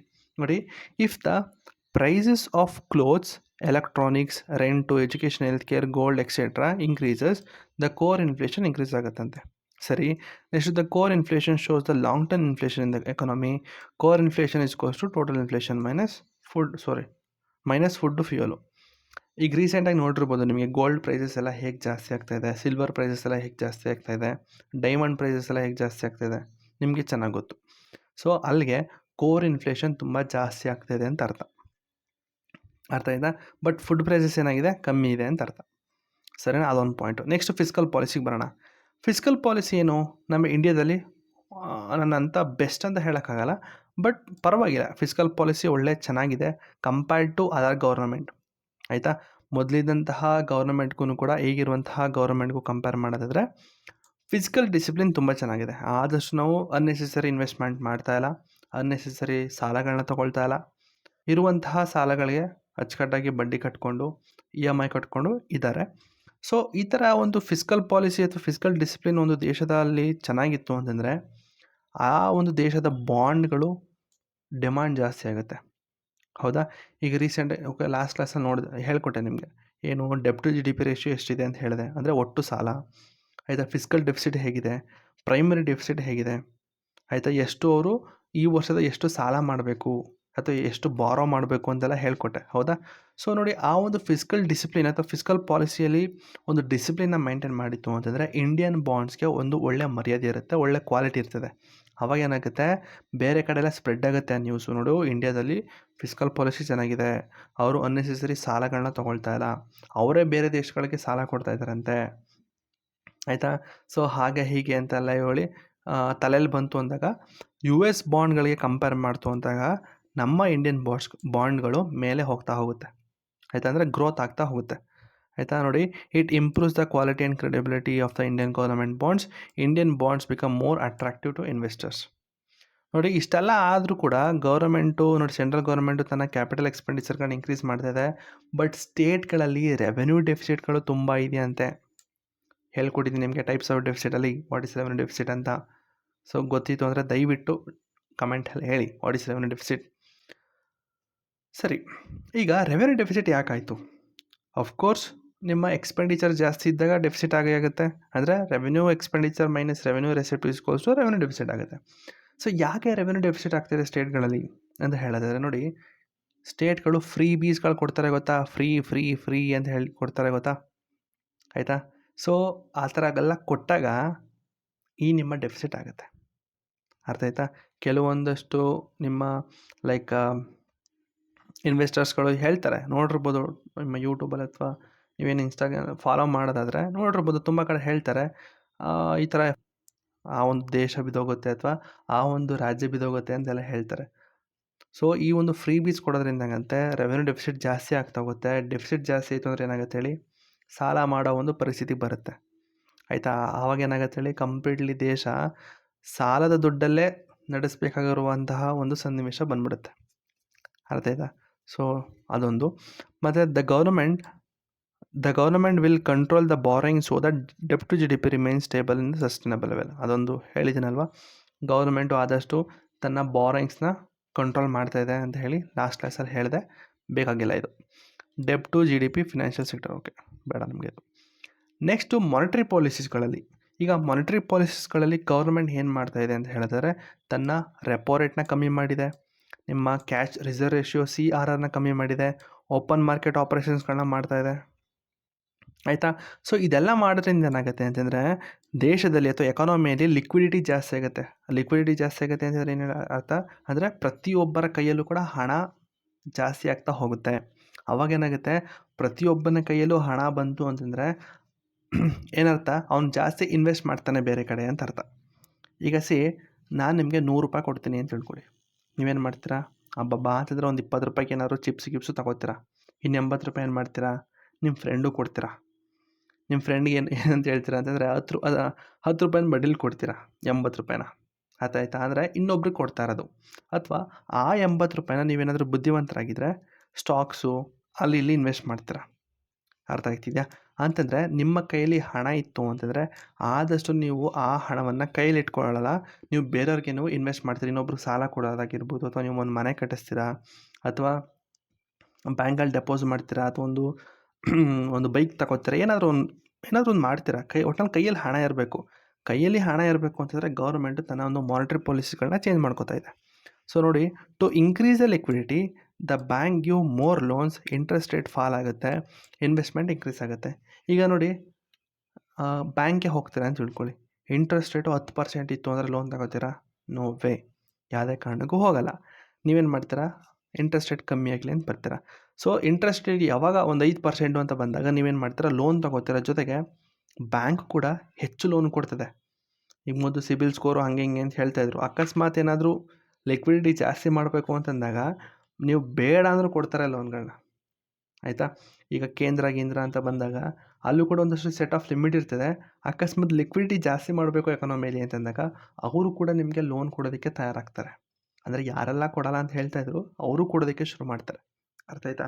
ಸೊ ಇದರಿಂದ ಏನಾಗುತ್ತೆ, the bank give more loan, interest ರೇಟ್ಗಳು ಕಮ್ಮಿ ಬಿದ್ದೋಗುತ್ತೆ, ಇನ್ವೆಸ್ಟ್ಮೆಂಟ್ ಇನ್ಕ್ರೀಸ್ ಆಗುತ್ತೆ. ನೋಡಿ, ಹಣ ತಗೊಂಡು ನೀವೇನು ಮನೇಲಿ ಪೂಜೆ ಮಾಡ್ತೀರಾ? ಇಲ್ಲ, ಹಣ ತಗೊಂಡು ಬೇರೆ ಕಡೆ ಹಾಕ್ತೀರಾ, ದುಡ್ಡನ್ನ ಇನ್ವೆಸ್ಟ್ ಮಾಡ್ತೀರಾ. ಮೇ ಬಿ ನೀವು ಟ್ರ್ಯಾಕ್ಟ್ರು ತೊಗೋಬೋದು, ಮನೆ ಕಟ್ಟಿಸ್ಬೋದು, ಒಂದು ಆಫೀಸ್ ಕಟ್ಟಿಸ್ಬೋದು, ಅಥವಾ ಬೇರೆ ಏನಾದ್ರು ಒಂದು ಕಡೆ ಇನ್ವೆಸ್ಟ್ ಮಾಡ್ತೀರಾ. ಇನ್ವೆಸ್ಟ್ ಮಾಡಿದಾಗ ಏನಾಗುತ್ತೆ, ಅಫ್ಕೋರ್ಸ್ ಅಲ್ಲಿ ಒಂದು ಗ್ರೋತ್ನ ನಾವು ನೋಡ್ತೀರಾ. ಅಲ್ಟಿಮೇಟ್ಲಿ ಎಲ್ಲ ಕಡೆಯಿಂದ ಗ್ರೋತ್ ಬರ್ತಾ ಇದೆ ಅಂತಂದಾಗ ಮ್ಯಾಕ್ರೋ ಎಕನಾಮಿಕ್ ಲೆವೆಲಲ್ಲಿ ಒಳ್ಳೆ ಗ್ರೋತ್ ಆಗುತ್ತೆ. ಗ್ರೋತ್ ಆಗಿ ಇಂಡಿಯಾ ಅಲ್ಟಿಮೇಟ್ಲಿ ಗ್ರೋ ಆಗುತ್ತೆ ಅಂತ ಅರ್ಥ, ಆಯಿತಾ. ಇಲ್ಲೊಂದು ಹಾಕಿದ್ದೀನಿ, RBI by the government security from the bank, RBI give cash to bank get more money. ಅದೇ ನಾರ್ಮಲಾಗಿ ಓಪನ್ ಮಾರ್ಕೆಟ್ ಆಪ್ರೇಷನ್ ಬಗ್ಗೆ ಹಾಕಿರೋದು.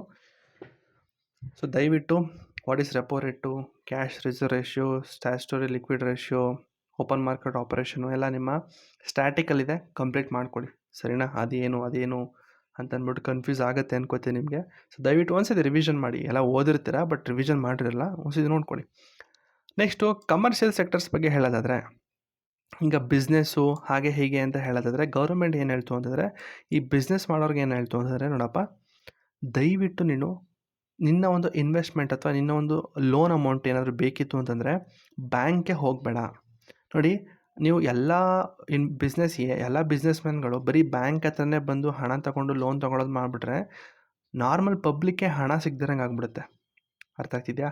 ಸೊ ಅದಕ್ಕೆ ಗೌರ್ಮೆಂಟ್ ಏನು ಹೇಳ್ತು ಅಂತಂದರೆ, ಬಿಸ್ನೆಸ್ ಮ್ಯಾನ್ಗಳಿಗೆ ನೋಡಿ, ಆದಷ್ಟು ಅಲ್ಟರ್ನೇಟ್ ಸೋರ್ಸ್ ಆಫ್ ಫೈನಾನ್ಸಿಂಗ್, ನೀವು ಫೈನಾನ್ಸ್ ಮಾಡ್ತೀರ ಅಂದರೆ ಇನ್ವೆಸ್ಟ್ ಮಾಡೋದಕ್ಕೆ ದುಡ್ಡು ತಗೋತಿರಲ್ಲ, ಆದಷ್ಟು ನೀವು ಬೇರೆ ಕಡೆ ಹೊಂದಿಸಿ. ಎಲ್ಲಿಂದ ಒದಿಸ್ಬೇಕು, ಆದಷ್ಟು ನೀವು ಮಾರ್ಕೆಟಿಂದ ದುಡ್ಡೆತ್ತಿ.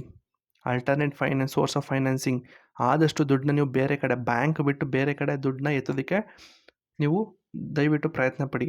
ಎಕ್ಸಾಂಪಲ್, ನಿಮ್ಮ ಮಾರ್ಕೆಟ್ ಬೇಸ್ಡ್ ಇನ್ವೆಸ್ಟ್ಮೆಂಟ್ಗಳನ್ನ ಮಾಡಿ. ಮಾರ್ಕೆಟ್ ಬೇಸ್ಡ್ ಅಂತಂದರೆ ಆದಷ್ಟು ನಿಮ್ಮ ಒಂದು ಈಗ ನಾನು ಯಾವುದೋ ಒಂದು ಕಂಪ್ನಿ ಇದೆ ಅಂತ ತಿಳ್ಕೊಳ್ಳಿ, ABC ಕಂಪ್ನಿ ಅಂತಿದೆ. ಈಗ ನಾನು ಬ್ಯಾಂಕ್ ಹತ್ರ ಹೋಗೋಕ್ಕಿಂತ ಗೌರ್ಮೆಂಟ್ ಏನು ಹೇಳಿದೆ ಅಂತಂದರೆ, ನೀವು ಆದಷ್ಟು ಮಾರ್ಕೆಟಿಂದ ದುಡ್ಡು ಎತ್ತಿ ಅಥವಾ ಪಬ್ಲಿಕ್ಕಿಂದ ದುಡ್ಡು ಎತ್ತಿ ಅಂತ ಹೇಳಿದ್ದಾರೆ. ಏನು ಮಾಡಬೇಕು ಅಂತಂದರೆ, ನಾನೇನು ಮಾಡ್ತೀನಿ, ನನ್ನ ಒಂದು ಕಂಪನಿಯ ಶೇರ್ಸ್ಗಳನ್ನ ಮಾರ್ತೀನಿ. ಅರ್ಥ ಆಗ್ತಿದೆಯಾ. ಶೇರ್ಸ್ಗಳನ್ನ ಮಾರಿದ್ರೆ ಏನಾಗುತ್ತೆ, ಆ ಒಂದು ಶೇರ್ ಹೋಲ್ಡರು ಶೇರ್ಗಳನ್ನ ತೊಗೋತಾನೆ, ನಮಗೆ ದುಡ್ಡು ಕೊಡ್ತಾನೆ. ಅಂದರೆ ಅಲ್ಟಿಮೇಟ್ಲಿ ನನಗೆ ಇನ್ವೆಸ್ಟ್ಮೆಂಟ್ ಸಿಗುತ್ತೆ. ಸೊ ಆದಷ್ಟು ಇಂಟರ್ನಲ್ ರಿಸೋರ್ಸಸ್ಸಿಂದ ಜಾಸ್ತಿ ಆಗಲಿ. ನೋಡಿ, ಇಂಟರ್ನಲ್ ರಿಸೋರ್ಸಸ್ಸಿಂದ ಹೇಗೆ ಜಾಸ್ತಿ ಮಾಡಬೇಕು ಇನ್ವೆಸ್ಟ್ಮೆಂಟು ಅಂತಂದರೆ, ನಿನಗೆ ಬರುವಂತಹ ಪ್ರಾಫಿಟ್ಗಳನ್ನ, ಆ ಒಂದು ಪ್ರಾಫಿಟ್ನ ನೀನು ಎತ್ಕೊಳ್ಬೇಡ. ಆ ಪ್ರಾಫಿಟ್ನ ಆದಷ್ಟು ಆ ಒಂದು ಕಂಪ್ನಿಗೆ ನೀನು ಇನ್ವೆಸ್ಟ್ ಮಾಡು. ಅರ್ಥ ಆಗ್ತಿದೆಯಾ. ನೋಡು, ಮೊದಲನೇದು ಆದಷ್ಟು ನೀನು ಪಬ್ಲಿಕ್ಕಿಂದ ದುಡ್ಡೆತ್ತು, ಆಯಿತಾ. ನೀನು ಶೇರ್ಸ್ಗಳನ್ನ ಮಾರ್ತೀಯೋ ಬಾಂಡ್ಗಳನ್ನ ಮಾರ್ತೀಯೋ ಗೊತ್ತಿಲ್ಲ, ಬಟ್ ಬ್ಯಾಂಕ್ ಹತ್ರ ಹೋಗೋದನ್ನ ನೀನು ಕಮ್ಮಿ ಮಾಡು. ಆದಷ್ಟು ಮಾರ್ಕೆಟಿಂದ ಎತ್ತು. ಜೊತೆಗೆ ಇಂಟರ್ನಲ್ ರಿಸೋರ್ಸಸ್ನ ಜಾಸ್ತಿ ಮಾಡು. ಅಂತಂದರೆ ನಿನಗೆ ಬರುವಂತಹ ಪ್ರಾಫಿಟ್ನ, ಆ ಒಂದು ಪ್ರಾಫಿಟ್ನ ನೀನು ಸಪ್ರೇಟಾಗಿ ಎತ್ತಿಟ್ಕೋಬೇಡ. ಆ ಒಂದು ಪ್ರಾಫಿಟ್ನೇ ನೀನು ಇನ್ವೆಸ್ಟ್ಮೆಂಟ್ ಥರ ತೊಗೊಂಡು ಮತ್ತೆ ನಿನ್ನ ಕಂಪ್ನಿಗೆ ನೀನೇ ಇನ್ವೆಸ್ಟ್ಮೆಂಟ್ ಮಾಡ್ಕೋ. ಅಂದರೆ ಪ್ರಾಫಿಟ್ ದುಡ್ಡನ್ನ ಮತ್ತೆ ಅಲ್ಲಿಗೆ ಹಾಕೋ ಅಂತ ಗೌರ್ಮೆಂಟ್ ಹೇಳ್ತು. ಸೊ ನೋಡಿ, if the company earns the high profit, it can use its own money to expand the business. This reduce the dependence on bank loan. ಅದೊಂದು ಆಯಿತಾ. ನೆಕ್ಸ್ಟ್ ಬ್ಯಾಲೆನ್ಸ್ ಆಫ್ ಪೇಮೆಂಟ್ ಬಗ್ಗೆ ಹೇಳೋದಾದರೆ, ನಿಮ್ಮ ಕ್ಯಾಪಿಟಲ್ ಅಕೌಂಟ್ ಏನು gross FDI ದೇಶದಲ್ಲಿ ತುಂಬ ಅಂದರೆ comparatively ಜಾಸ್ತಿ ಇದೆ. ನಾನು ಸ್ಟಾರ್ಟಿಂಗೇ ಹೇಳಿದೆ ಗ್ಲೋಬಲಿ ಕಮ್ಮಿ ಇದೆ, ಈಗ ನೋಡೋದು ಜಾಸ್ತಿ ಹೇಳ್ತಾ ಇದ್ದಾರೆ. ನೋಡ್ಬೋದು ನೀವು ಎಷ್ಟು ಈ ವರ್ಷ ಎಷ್ಟು FDIಗಳು ಬಂದಿದೆ ನೋಡಿ, ಒಂದ್ಸತಿ ಗೊತ್ತಾಗುತ್ತೆ. ಸೊ ಕ್ಯಾಪಿಟಲ್ ಅಕೌಂಟು ನಿಮ್ಮ FDI ಏನಿದೆ ಅದು ಪರವಾಗಿಲ್ಲ, ಜಾಸ್ತಿ ಇದೆಯಂತೆ. ಆದರೆ FPIಗಳು ಔಟ್ಫ್ಲೋ ಆಗ್ತಿದೆಯಂತೆ. ಯಾಕೆ? ತುಂಬ ಇಂಪಾರ್ಟೆಂಟು. ಇದು ನೀವು ತಿಳ್ಕೋತು ಅಂತಂದರೆ ಆ್ಯಕ್ಚುಲ್ ನಿಮಗೆ ಏನು ಈಗ ನೋಡಿ, $1ಗೆ 96 ರೂಪಾಯಿ ಗಂಟ ಹೋಗಿದೆ. ಯಾಕೆ ಹೋಗಿದೆ ಅನ್ನೋ ಒಂದು ರೀಸನ್ ಇಲ್ಲಿ ಗೊತ್ತಾಗುತ್ತೆ ನಿಮಗೆ. ನೋಡಿ, ಮೊದಲಿದ್ದು what is FPI? Foreign portfolio investment ಅಂತ ಕರೀತಾರೆ, ಹೌದಾ? So foreign portfolio investment FPI ಅಂತ ಕರೀತಾರೆ. ಸೊ ಈ ಒಂದು FPI ಏನಿದೆಯಲ್ಲ, ಇದು ವೊಲಟೈಲ್ ಮನಿ, ಅಂತಂದರೆ ಇದಕ್ಕೆ ಶಾರ್ಟ್ ಟರ್ಮ್ ಮನಿ ಅಂತ ಕರೀತಾರೆ. ಅಂತಂದರೆ ಆ ಮನಿ ಬರುತ್ತೆ, ಒಂದು ದುಡ್ಡು ಬರುತ್ತೆ, ಇನ್ವೆಸ್ಟ್ಮೆಂಟ್ ಆಗುತ್ತೆ, ಪ್ರಾಫಿಟ್ ತೊಗೊಳುತ್ತೆ, ಹೊರಟೋಗುತ್ತೆ, ಆಯಿತಾ. ಇದು ಲಾಂಗ್ ಟರ್ಮ್ ಮನಿ ಅಲ್ಲ. ಲಾಂಗ್ ಟರ್ಮ್ ಮನಿ ನಿಮ್ಮ FDI, ಅದು ವರ್ಷಾನುಗಟ್ಟಲೆ ಇರ್ತದೆ ಅದು. ಬಟ್ ನಿಮ್ಮ FPI ಅಂತ ಏನಿದೆಯಲ್ಲ, ಇದು ಬರುತ್ತೆ, ಪ್ರಾಫಿಟ್ ತೊಗೊಳುತ್ತೆ, ಪಟ್ ಅಂತ ಹಿಂದೆ ಕೊಟ್ಟೋಗುತ್ತೆ. ಇದು ವೊಲಟೈಲ್ ಮನಿ ಅಥವಾ ಶಾರ್ಟ್ ಟರ್ಮ್ ಮನಿ ಅಂತ ಕರೀತಾರೆ. ನೋಡಿ, ಈಗ ನಿಮ್ಮ US, ತೈವಾನು, ಕೊರಿಯಾ ಇಲ್ಲೆಲ್ಲ AI ತುಂಬ ಬೂಮಲ್ಲಿದೆ, ಅಥವಾ AI ಇನ್ಸ್ಟ್ರೂಮೆಂಟ್ಗಳು ತುಂಬ ಜಾಸ್ತಿ ಆಗ್ತಾಯಿದೆ, ಹೌದಾ. ಸೊ ಈಗೇನು ಮಾಡ್ತಾ ಇದ್ದಾರೆ ಇನ್ವೆಸ್ಟ್ಮೆಂಟ್. ಈಗ ನೀವೇನು ತೊಗೊಳ್ಳಿ, ಈಗ ಇಂಡಿಯಾದಲ್ಲಿ ಇದೇನು AI ಇನ್ವೆಸ್ಟ್ಮೆಂಟ್ಗಳೇನು ಆಗದೆ, AI ಏನು ಡೆವಲಪ್ ಆಗದೆ ಏನೂ ಇಲ್ಲ ಅಂತಂದಾಗ ಇನ್ವೆಸ್ಟ್ ಮಾಡ್ತೀರಾ? ಇಲ್ಲ. ನೀವೇನು ಮಾಡ್ತೀರಾ ಅಂತಂದರೆ ಇರೋ ದುಡ್ಡನ್ನ ತೊಗೊಂಡೋಗಿ US, ತೈವಾನ್, ಕೊರಿಯಾ ಮೇಲೆ ಇನ್ವೆಸ್ಟ್ ಮಾಡ್ತೀರಿ. ಯಾಕೆ? ಅಲ್ಲಿ AI ಬೂಮ್ ಇದೆ, ಅಂದರೆ ಆರ್ಟಿಫಿಷಿಯಲ್ ಇಂಟೆಲಿಜೆನ್ಸು ಗ್ರೋ ಆಗ್ತಾಯಿದೆ. ನಾನು ಅಕಸ್ಮಾತ್ $100 ಇನ್ವೆಸ್ಟ್ ಮಾಡ್ತು ಅಂತಂದರೆ ಮೇ ಬಿ ನನಗೆ ಮುಂದಿನ ತಿಂಗಳು $150 ಸಿಗ್ಬೋದು, ಅಂದರೆ $50 ಲಾಭ ಆಗ್ಬೋದು ಅಂತ ಹೇಳಿ ನೀವೇನು ಮಾಡ್ತೀರಾ, ಇಲ್ಲಿರುವಂಥ ದುಡ್ಡನ್ನ ತಗೊಂಡೋಗಿ ಅಲ್ಲಿ ಇನ್ವೆಸ್ಟ್ ಮಾಡಿಬಿಡ್ತೀರ. ನಾರ್ಮಲಾಗಿ ಎಲ್ಲರೂ ಅದೇ ಮಾಡೋದು. ಬಟ್ ಇಲ್ಲೇನಾಗ್ತಾಯಿದೆ ಅಂತಂದರೆ FPIಗಳು ಔಟ್ಫ್ಲೋ ಆಗ್ತಾಯಿದೆಯಂತೆ. Reason is same. ಯಾಕೆಂದರೆ ಅಲ್ಲಿ ಗ್ರೋತ್ ಆಗ್ತಾಯಿದೆ, ಅಲ್ಲಿ ಇನ್ವೆಸ್ಟ್ ಮಾಡಬೇಕು, ಪ್ರಾಫಿಟ್ ತೊಗೋಬೇಕು, ಅದು ಮೇನ್ ಗೋಲು. ಸೊ ಬಟ್ ಇಲ್ಲಿ ಇದನ್ನು ಅರ್ಥ ಮಾಡ್ಕೋಬೇಕು ನೀವು. ವೆನ್ FPI ಲೀವ್ಸ್, ನೋಡಿ FPIಗಳು ಹೊರಟೋದ್ರೆ ಇನ್ವೆಸ್ಟರ್ಸ್ ಏನು ಮಾಡ್ತಾರೆ ಅಂತಂದರೆ ತಮ್ಮಲ್ಲಿರುವಂಥ ಇಂಡಿಯನ್ ರುಪೀಸ್ನ ಕೊಟ್ಬಿಟ್ಟು ಡಾಲರ್ನ ಪರ್ಚೇಸ್ ಮಾಡ್ತಾರೆ, ಆಯಿತಾ. ನೋಡಪ್ಪ, ನಿನ್ನ ಇಂಡಿಯನ್ ರುಪಿ ನೀ ತಗೋ, ನಾನು ಡಾಲರ್ ಕೊಟ್ಬಿಟ್ಟು ನಾನು ಹೊರಟೋಗ್ತೀನಿ, ಆಯಿತಾ. ಸೊ ಅದರಿಂದ ಏನಾಗುತ್ತೆ, ರಿಸಲ್ಟ್ ಏನಾಗುತ್ತೆ ಅಂತಂದರೆ ಡಾಲರ್ದು ಡಿಮಾಂಡ್ ಜಾಸ್ತಿ ಹೋಗ್ತಾ ಹೋಗುತ್ತೆ, ಆಯಿತಾ. ನೋಡಿ, ಯಾರೋ ಒಬ್ಬ ರುಪಿನ ಕೊಟ್ಬಿಟ್ಟು ಡಾಲರ್ಗಳನ್ನ ಕೊಡು ಅಂತ ಅಂದ್ಬಿಟ್ಟು ಎಲ್ಲರೂ ಡಾಲರ್ಗಳನ್ನ ಪರ್ಚೇಸ್ ಮಾಡ್ತಿದ್ರೆ ಏನಾಗುತ್ತೆ, ಡಾಲರ್ದು ಡಿಮಾಂಡ್ ಜಾಸ್ತಿ ಆಗ್ತಾ ಹೋಗುತ್ತೆ. ಬಟ್ ಇಂಡಿಯನ್ ರುಪಿದು ಡಿಮಾಂಡು ಕಮ್ಮಿ ಆಗ್ತಾ ಹೋಗುತ್ತೆ, ಅಂದರೆ ವ್ಯಾಲ್ಯೂ ಕಮ್ಮಿ ಆಗ್ತಾ ಹೋಗುತ್ತೆ. ಡಾಲರ್ ವ್ಯಾಲ್ಯೂ ಜಾಸ್ತಿ ಆಗ್ತಾ ಹೋಗುತ್ತೆ, ಬಟ್ ರುಪಿದು ವ್ಯಾಲ್ಯೂ ಕಮ್ಮಿ ಆಗ್ತಾ ಹೋಗುತ್ತೆ. ಇದಕ್ಕೇನಂತ ಕರಿತೀವಿ ಅಂತಂದರೆ ರುಪಿ ಡೆಪ್ರಿಸಿಯೇಷನ್ ಅಂತ ಕರಿತೀವಿ, ಆಯಿತಾ. ಅಂತಂದರೆ ಇಂಡಿಯನ್ ರುಪಿದು ವ್ಯಾಲ್ಯೂ ಕಮ್ಮಿ ಆಗ್ತಾ ಹೋಗುತ್ತೆ, ದಟ್ ಇಸ್ ಕಾಲ್ಡ್ ಡೆಪ್ರಿಸಿಯೇಷನ್. ಅರ್ಥ ಆಯಿತಾ? ಸರಿ, ಇದು ಅರ್ಥ ಆಗಿದ್ದರೆ ನಿಮಗೆ ಯಾಕೆ ಅಂತ ಹೇಳ್ತೀನಿ, ಈಗ ಮುಂದೆ ಹೇಳ್ತೀನಿ. ಈಗ ಅರ್ಥ ಆಯಿತಾ FPI ಯಾಕೆ ಹೋಗ್ತಾಯಿದೆ? US, ತೈವಾನು, ಕೊರಿಯಾದಲ್ಲಿ AI ಇನ್ವೆಸ್ಟ್ಮೆಂಟ್ಗಳು ಚೆನ್ನಾಗಿ ಆಗ್ತಾಯಿದೆ. ಅದಕ್ಕೇನು ಮಾಡಿದ್ದಾರೆ ಅಂತಂದರೆ ಇನ್ವೆಸ್ಟರ್ಸ್ಗಳು ಇಂಡಿಯಾದಲ್ಲಿ ಹಾಕಿದಂತಹ ಡಾಲರ್ ಇನ್ವೆಸ್ಟ್ಮೆಂಟ್ ಇದೆಯಲ್ಲ, ಅದನ್ನು ವಾಪಸ್ ತೊಗೊಂಡು ಈ ದೇಶದಲ್ಲಿ ಇನ್ವೆಸ್ಟ್ಮೆಂಟ್ ಮಾಡ್ತಾಯಿದೆ. ಸೊ ಹಾಗಾಗಿ ಡಾಲರ್ದು ಡಿಮಾಂಡ್ ಜಾಸ್ತಿ ಆಗ್ತಾಯಿದೆ, ಜೊತೆಗೆ ರುಪಿದು ಡಿಮಾಂಡ್ ಕಮ್ಮಿ ಆಗ್ತಾಯಿದೆ. ಆದ್ದರಿಂದ ರುಪಿದು ಡೆಪ್ರಿಸಿಯೇಷನ್ ಆಗ್ತಾಯಿದೆ. ಸೊ ಅದಕ್ಕೇ $1 ಬೆಲೆ $96 ಗಂಟ ಹೋಯಿತು. ಯಾಕೆ ಅಂತಂದರೆ ಡಾಲರ್ದು ಡಿಮಾಂಡ್ ಜಾಸ್ತಿ ಆಗ್ತಾ ಹೋಗ್ತು. ಎಲ್ಲರೂ ಕೂಡ ಡಾಲರ್ ಕೊಡಿ, ಡಾಲರ್ ಕೊಡಿ ಅಂತ ಹೇಳಿ ಡಾಲರ್ಗಳನ್ನ ಪರ್ಚೇಸ್ ಮಾಡೋದಕ್ಕೆ ಶುರು ಮಾಡಿದ್ರು. ಬಟ್ ಇಂಡಿಯನ್ ರುಪಿನ ಬೇಡ ನೀನು ತಗೋ, ನನ್ನ ದುಡ್ಡು ನನಗೆ ವಾಪಸ್ ಕೊಡು ಅಂತ ಹೇಳಿ ಇಂಡಿಯನ್ ರುಪೀಸ್ನ ಅವರು ವಾಪಸ್ ಮಾಡ್ತಾಯಿದ್ದಾರೆ. ಅಂತಂದರೆ ಇಂಡಿಯನ್ ರುಪಿದು ವ್ಯಾಲ್ಯೂ ಕಮ್ಮಿ ಆಗ್ತಾ ಹೋಗ್ತಾ ಇದೆ. ಸೊ ಅದರಿಂದ $1 ರುಪಿ ಎಷ್ಟಾಯಿತು? $96 ಆಯಿತು. ಸೊ ಹಾಗಾದರೆ RBI ಸುಮ್ಮನೆ ನೋಡ್ತಾ ಕೂತ್ಕೊಳ್ಳುತ್ತಾ? ನೋ. RBI ಏನು ಮಾಡುತ್ತೆ ಅಂತಂದರೆ ತನ್ನಲ್ಲಿರುವಂತಹ ಡಾಲರ್ಗಳನ್ನ ರಿಲೀಸ್ ಮಾಡಿಬಿಡುತ್ತೆ, ಅಂದರೆ ರುಪೀಸ್ನ ಅಬ್ಸರ್ವ್ ಮಾಡಿಕೊಂಡು ಡಾಲರ್ಸ್ಗಳನ್ನ ಮಾರ್ಕೆಟಿಗೆ ರಿಲೀಸ್ ಮಾಡಿಬಿಡುತ್ತೆ. ಆವಾಗ ಏನಾಗುತ್ತೆ, ಆ ಒಂದು ಸ್ಟೇಬಲಾಗಿ ಆ ಒಂದು ಇದು ಸ್ಟೇಬಲ್ ಆಗುತ್ತೆ, ಆಯಿತಾ. ಏನು ಡಿಮ್ಯಾಂಡು ಮತ್ತು ಏನಿದೆಯಲ್ಲ ರುಪಿದು ಮತ್ತು ಡಾಲರ್ ಡಿಮ್ಯಾಂಡು ಅದು ಸ್ಟೇಬಲ್ ಆಗುತ್ತೆ. ಅರ್ಥ ಆಗ್ತಿದೆಯಾ? ಈಗ ನೋಡ್ಬೋದು, ಈಗ $95 ಆಗಿದೆ. ಸೊ ಅಂತಂದರೆ RBI ಸುಮ್ಮನೆ ಕೂತಿಲ್ಲ. RBI ಅವ್ರು ಏನು ಮಾಡ್ತಾರೆ, ತಮ್ಮಲ್ಲಿರುವಂಥ ಫಾರಿನ್ ಕರೆನ್ಸೀಸ್ಗಳನ್ನ ಮಾರ್ಕೆಟಿಗೆ ರಿಲೀಸ್ ಮಾಡ್ತಾರೆ. ರುಪೀಸ್ನ ಅಬ್ಸರ್ವ್ ಮಾಡಿಕೊಂಡು ಆ ಒಂದು ಏನು ಡೆಪ್ರಿಸಿಯೇಷನ್ ಆಗ್ತಾ ಇದೆಯಲ್ಲ ಅದಕ್ಕೆ ಒಂದು ಸ್ಟೇಬಲ್ ಒಂದು ವ್ಯಾಲ್ಯೂನ ತಗೊಂಡ್ಬರ್ತಾರೆ. ಅರ್ಥ ಆಯ್ತಾ? ಸರಿ, ಇದು what is the reason behind the rupees getting depreciation ಅನ್ನೋದಕ್ಕೆ ಇದೆ. FPI ಔಟ್ಫ್ಲೋ ಆಗ್ತಾಯಿದೆ ಆದ್ದರಿಂದ. ಸರಿ, ನೆಕ್ಸ್ಟ್ ಬ್ಯಾಲೆನ್ಸ್ ಆಫ್ ಪೇಮೆಂಟ್ ಬಗ್ಗೆ ಹೇಳೋದಾದರೆ, ಬ್ಯಾಲೆನ್ಸ್ ಆಫ್ ಪೇಮೆಂಟ್ ಡೆಫಿಸಿಟ್ ಎಷ್ಟಿದೆಯಪ್ಪ ಅಂತಂದರೆ 6.4 ಬಿಲಿಯನ್ ಇದೆಯಂತೆ. ಅಂತಂದರೆ because higher services exports and remittances help the offset merchandise trade deficit. ನೋಡಿ, ಬ್ಯಾಲೆನ್ಸ್ ಆಫ್ ಪೇಮೆಂಟ್ ಡೆಫಿಸಿಟ್ ಎಷ್ಟಿದೆ ಅಂತಂದರೆ 6.4 ಬಿಲಿಯನ್ ಇದೆಯಂತೆ. ಸೊ 6.4 ಬಿಲಿಯನ್ ಅದು ಆ್ಯಕ್ಚುಲಿ ನೀವು ಅಷ್ಟೊಂದು ಜಾಸ್ತಿ ಅಂತ ತಿಳ್ಕೊಬೇಡಿ, ಇನ್ನೂ ಜಾಸ್ತಿ ಡೆಫಿಸಿಟ್ ಇರ್ತಾಯಿತ್ತು. ಅಕಸ್ಮಾತು ಇಂಡಿಯಾದಲ್ಲಿ ಏನಾದರೂ ಸರ್ವಿಸ್ ಸೆಕ್ಟರ್ಸ್ ಏನಾದರೂ ಬೂಮ್ ಆಗಲಿಲ್ಲ ಅಂತಂದರೆ ಅಥವಾ ಸರ್ವಿಸ್ ಸೆಕ್ಟರ್ಸು ಗ್ರೋತ್ ಆಗಿರಲಿಲ್ಲ ಅಂತಂದರೆ ಬ್ಯಾಲೆನ್ಸ್ ಆಫ್ ಪೇಮೆಂಟ್ ಡೆಫಿಸಿಟ್ ಇನ್ನೂ ಜಾಸ್ತಿ ಆಗೋದು. ಅರ್ಥ ಆಗ್ತಿದೆಯಾ? ಸೊ ಜೊತೆಗೆ ರೆಮಿಟೆನ್ಸ್ಗಳು ನೋಡಿ, ಫಾರಿನಲ್ಲಿ ಹೋಗಿ ದುಡ್ದು ಕಳಿಸ್ತಾರೆ ಗೊತ್ತಾ ದುಡ್ಡು, ಅದಕ್ಕೆ ನಾವು ರೆಮಿಟೆನ್ಸ್ ಅಂತ ಕರಿತೀವಿ. ಸೊ ಅದೆಲ್ಲ ಜಾಸ್ತಿ ಇರೋ ಕಾರಣ ನಮ್ಮ ಬ್ಯಾಲೆನ್ಸ್ ಆಫ್ ಏನು ಡೆಫಿಸಿಟ್ ಇದೆಯಲ್ಲ ಅದು 6.4 ಬಿಲಿಯನ್ ಇದೆಯಂತೆ. ಆಯಿತಾ? ಸೊ ಈ ಒಂದು 6.4 ಬಿಲಿಯನ್ ಇರೋದಕ್ಕೇ ರುಪಿದು ಡೆಪ್ರಿಸಿಯೇಷನ್ ಆಗ್ತಾ ಇರೋದು ಅಥವಾ ರುಪಿದು ಡಿವ್ಯಾಲ್ಯೂಯೇಷನ್ ಆಗ್ತಾ ಇರೋದು. ನೋಡಿ, some FPI money is leaving, ಮತ್ತೆ ಹಾಕಿದ್ದಾನೆ ಇದು ನೋಡಿ ಅಷ್ಟೇ. Some FPI money is leaving India, demand of US dollar increases, more demand for dollar means people sell rupees to buy dollar, result rupee weak ಆಗುತ್ತೆ, depreciate ಆಗುತ್ತೆ. Next merchandise deficit. ಏನಿದು merchandise deficit ಅಂದರೆ ನಾರ್ಮಲಾಗಿ India ಏನಾದರೂ ತುಂಬ import ಮಾಡ್ತಾಯಿದ್ರೆ, normal ಎಕ್ಸ್ಪೋರ್ಟ್ಗಿಂತ ತುಂಬ import ಮಾಡ್ತಾಯಿದೆ ಅಂತಂದರೆ ಅದಕ್ಕೆ ನಾವು ಮರ್ಚೆಂಡೈಸ್ ಡೆಫಿಸಿಟ್ ಅಂತ ಕರಿತೀವಿ. ಜೊತೆಗೆ ಸರ್ವೀಸಸಲ್ಲಿ ಹೇಳಬೇಕು ಅಂತಂದರೆ ಟ್ರೇಡ್ ಸರ್ಪ್ಲಸ್ ಇದೆ, ಚೆನ್ನಾಗಿದೆ, ಅದು ರೆಮಿಟೆನ್ಸು ಕೂಡ ಚೆನ್ನಾಗಿದೆ ಅಂತೆ.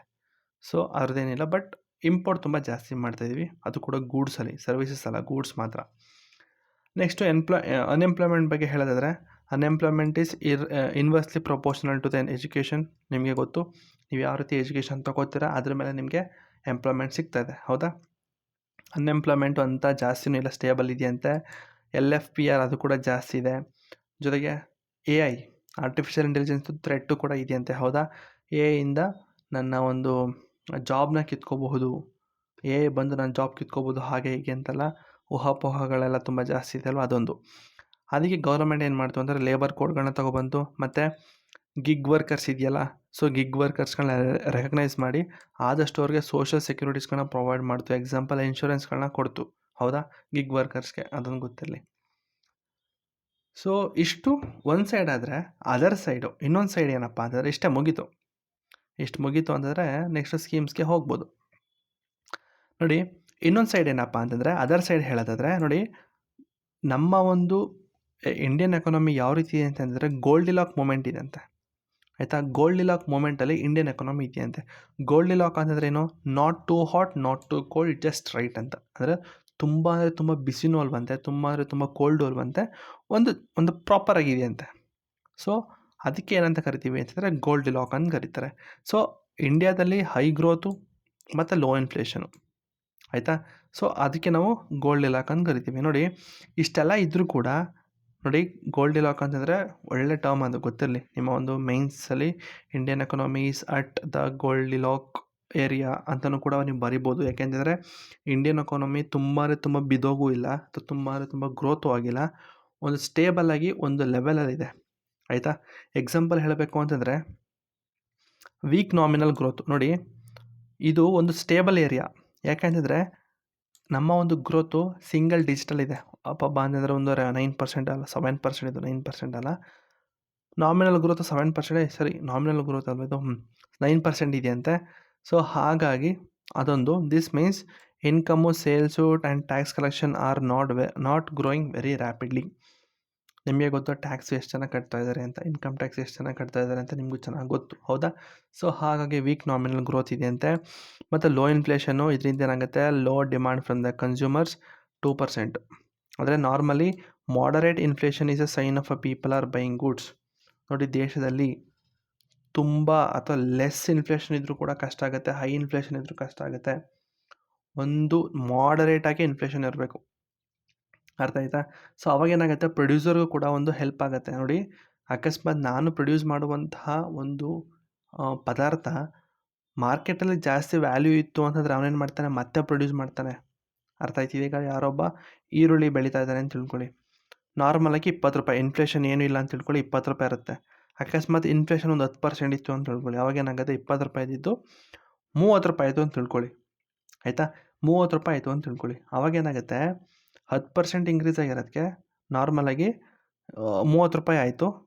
30 ರೂಪಾಯಿ ಆದಾಗ ಏನಾಗುತ್ತೆ, ಅವನಿಗೆ ಅನಿಸುತ್ತೆ, ನೋಡು ನಾನು ಈರುಳ್ಳಿ ಬೆಳೆದ್ರೆ ನಾರ್ಮಲಾಗಿ 20 ರೂಪಾಯಿ ಸಿಗ್ತಾಯಿತ್ತು, ಇವಾಗ ನನಗೆ 30 ರೂಪಾಯಿ ನನಗೆ ಜನ ತಗೋತಾ ಇದ್ದಾರೆ, ನಾನೇನು ಮಾಡ್ತೀನಿ, ನಾನು ಮತ್ತೆ ಬೆಳಿತೀನಿ ಈರುಳ್ಳಿ ಅಂತ ಹೇಳಿ ಅವ್ನು ಮತ್ತೆ ಬೆಳೆಯೋದಕ್ಕೆ ಹೋಗ್ತಾನೆ. ಅದಾಯ್ತಾ. ಸೊ ಹಾಗಾಗಿ ಎಕಾನಮಿಲಿ ಒಂದು ಇನ್ಫ್ಲೇಷನ್ ತಕ್ಕ ಮಟ್ಟಿಗಿದ್ರೆ ಒಳ್ಳೆಯದು for both consumers and also producers. ನೋಡಿ, ತುಂಬ very low inflation can also means people are spending less, consumer demand is weak. ನೋಡಿ, ತುಂಬ ಅಂದರೆ ತುಂಬ ಕಮ್ಮಿ ಆದರೂ ಕಷ್ಟ, ಜನಗಳು ಯಾರು ತೊಗೊಳ್ಳೋದೇ ಇಲ್ಲ, ಗೊತ್ತಿರಲಿ ಆಯಿತಾ. ಜನ ತಗೊಳ್ಳಲ್ಲ ಅನ್ನೋದಕ್ಕಿಂತ ಯಾರು ಪ್ರೊಡ್ಯೂಸರ್ಸೇ ಇರಲ್ಲ, ಆಯಿತಾ. ನಿಮ್ಮೆಲ್ಲ ಸ್ಟಾರ್ಟಿಂಗಲ್ಲಿ ಓದಿರ್ತಾರೆ ಇನ್ಫ್ಲೇಷನ್ ಚಾಪ್ಟರ್ ಬಂದರೆ, ಹೌದಾ. ನೆಕ್ಸ್ಟು ಎಕ್ಸ್ಚೇಂಜ್ ರೇಟ್ ಕ್ರೈಸಿಸ್ ಆಗ್ತಾಯಿದೆ, ಕಾರ್ಪೊರೇಟ್ ಸೇಲ್ಸ್ ಗ್ರೋತ್ ಆಗ್ತಾಯಿಲ್ಲ, ಆಯಿತಾ. ಮತ್ತು capital flights like capital flow ಆಗ್ತಾಯಿದೆ, ಹೌದಾ. ಲೈಕ್ ಎಕ್ಸಾಂಪಲ್ ನಿಮ್ಮ ಎಫ್ ಇ ಎಫ್ ಫ್ಲೋ ಆಗ್ತಾಯಿದೆ, ಔಟ್ಫ್ಲೋ ಆಗ್ತಾಯಿದೆ, ಹೌದಾ, ಅದೊಂದು ಸರಿ. ನೆಕ್ಸ್ಟು ಟಿಲ್ ನಾವು ಗೌರ್ಮೆಂಟ್ ಏನು ಮಾಡ್ತು ಅಂತಂದರೆ, ಇಂಡಿಯಾ MC² ಅನ್ನುವಂತಹ ಒಂದು ಮಾಡೆಲ್ನ ಫಾಲೋ ಮಾಡ್ತಾಯಿತ್ತು, ಆಯಿತಾ. ಸೊ ಗೌರ್ಮೆಂಟ್ ಏನಂತು ಅಂತಂದರೆ, ನೋಡಿ, government strategy was private sector should lead the economic growth. ನೋಡಿ, ಪ್ರೈವೇಟ್ ಸೆಕ್ಟರ್ಗೆ ಬಿಟ್ಬೇಡ, ಅವರು ಈ ಒಂದು ಎಕನಾಮಿಕ್ ಗ್ರೋತ್ನ ತೊಗೊಂಡೋಗ್ಲಿ. But government as a government ನಾವೇನು ಮಾಡೋಣ ಅಂತಂದರೆ, ಬರೀ ರೆಗ್ಯುಲೇಟರ್ ಮತ್ತು ಫೆಸಿಲೇಟರ್ ಆಗಿ ನೋಡ್ತಾ ಇರೋಣ, ಅಂದರೆ ನಾರ್ಮಲ್ ರೆಗ್ಯುಲೇಟರ್ ಥರ ಇರೋಣ. ಬಟ್ ಈ ಏನು ಗ್ರೋತ್ ಅನ್ನೋ ಒಂದು ಜರ್ನಿಲಿ ಇವ್ರಿಗೆ ಬಿಟ್ಬೇಡ ಅಂತ ಹೇಳಿ ಗೌರ್ಮೆಂಟ್ ಬಿಡ್ತು. So government wanted private sector to lead the growth, so that government acted as a regulator and facilitated and introduced reforms like GST. ಅದಕ್ಕೆ ಹೇಳಿದ್ದು, ನೀವು LPG ರಿಫಾರ್ಮ್ಸ್ ಆದಮೇಲೆ ನೋಡಬೇಕು. LPG ರಿಫಾರ್ಮ್ಸ್ ಆದಮೇಲಿಂದನೇ ಪ್ರೈವೇಟ್ ಸೆಕ್ಟರ್ಗಳಿಗೆ ಜಾಸ್ತಿ ಅವ್ರಿಗೆ ಲೂಸ್ ಬಿಡೋದಕ್ಕೆ ಶುರು ಮಾಡಿದ್ರು. ನೋಡಿ, ಪ್ರೈವೇಟ್ ಸೆಕ್ಟರ್ ನೀವು ಕ್ಯಾರಿ ಮಾಡಿ, ನೀವು ಈ ಒಂದು ಎಕನಾಮಿಕ್ ಜರ್ನಿಲಿ ನೀವು ಕೂಡ ಕಾಂಟ್ರಿಬ್ಯೂಟ್ ಮಾಡಿ ಅಂಥೇಳಿ ಪ್ರೈವೇಟ್ ಸೆಕ್ಟರ್ಗಳನ್ನ ಅಲೋ ಮಾಡಿದ್ರು, ಹೌದಾ. ಸೊ ಈಗ ಗೌರ್ಮೆಂಟ್ ಏನು ಮಾಡ್ತು ಅಂತಂದರೆ, ನೋಡಿ, ಪ್ರೈವೇಟ್ ಸೆಕ್ಟರ್ಗಳನ್ನ ಮುಂದೆ ಬಿಡೋಣ ಅಂಥೇಳಿ ಮುಂದೆ ಬಿಟ್ಟರು. ಹಾಗಾದರೆ ಸುಮ್ಮನೆ ಅಲೋ ಮಾಡಿಬಿಟ್ರೆ ಆಗುತ್ತಾ? ನೋ, ಡಿಮಾಂಡ್ ಸೈಡಲ್ಲಿ ಏನಾದರೂ ಒಂದು ಹೆಲ್ಪ್ ಮಾಡಬೇಕು. ಈಗ ಡಿಮಾಂಡ್ ಸೈಡಲ್ಲಿ ಅಂತಂದಾಗ ಏನರ್ಥ, GST ಕಮ್ಮಿ ಮಾಡಬೇಕು. ಸೊ ಅಥವಾ GSTನ ತೊಗೊಬರ್ಬೇಕು. ಗೌರ್ಮೆಂಟ್ ಏನು ಮಾಡ್ತು ಅಂತಂದರೆ, ಫಸ್ಟ್ ಟೈಮು GST ತೊಗೊಬರ್ತು. ಆವಾಗ ಹೇಳ್ತಾ ಇರೋದು, ತುಂಬ ಹಳೇದು ಹೇಳ್ತಾ ಇರೋದು ನಾನು, GST ತೊಗೊಬರ್ತು. GSTಗಿಂತ ಮುಂಚೆ ನಿಮಗೆ ಚೆನ್ನಾಗಿ ಗೊತ್ತು ಎಷ್ಟು ಇಂಡೈರೆಕ್ಟ್ ಟ್ಯಾಕ್ಸ್ಗಳೆಲ್ಲ ಬರ್ತಾಯಿತ್ತು ಅಂತ. ಪ್ರತಿಯೊಂದು ಏನಂತ ಸ್ಟೇಜಲ್ಲೂ ಕೂಡ ಎಷ್ಟೆಷ್ಟು ಟ್ಯಾಕ್ಸ್ ಹೋಗ್ತಾಯಿದ್ದು ಅಂತ ನಿಮಗೂ ಚೆನ್ನಾಗಿ ಗೊತ್ತು, ಆಯಿತಾ.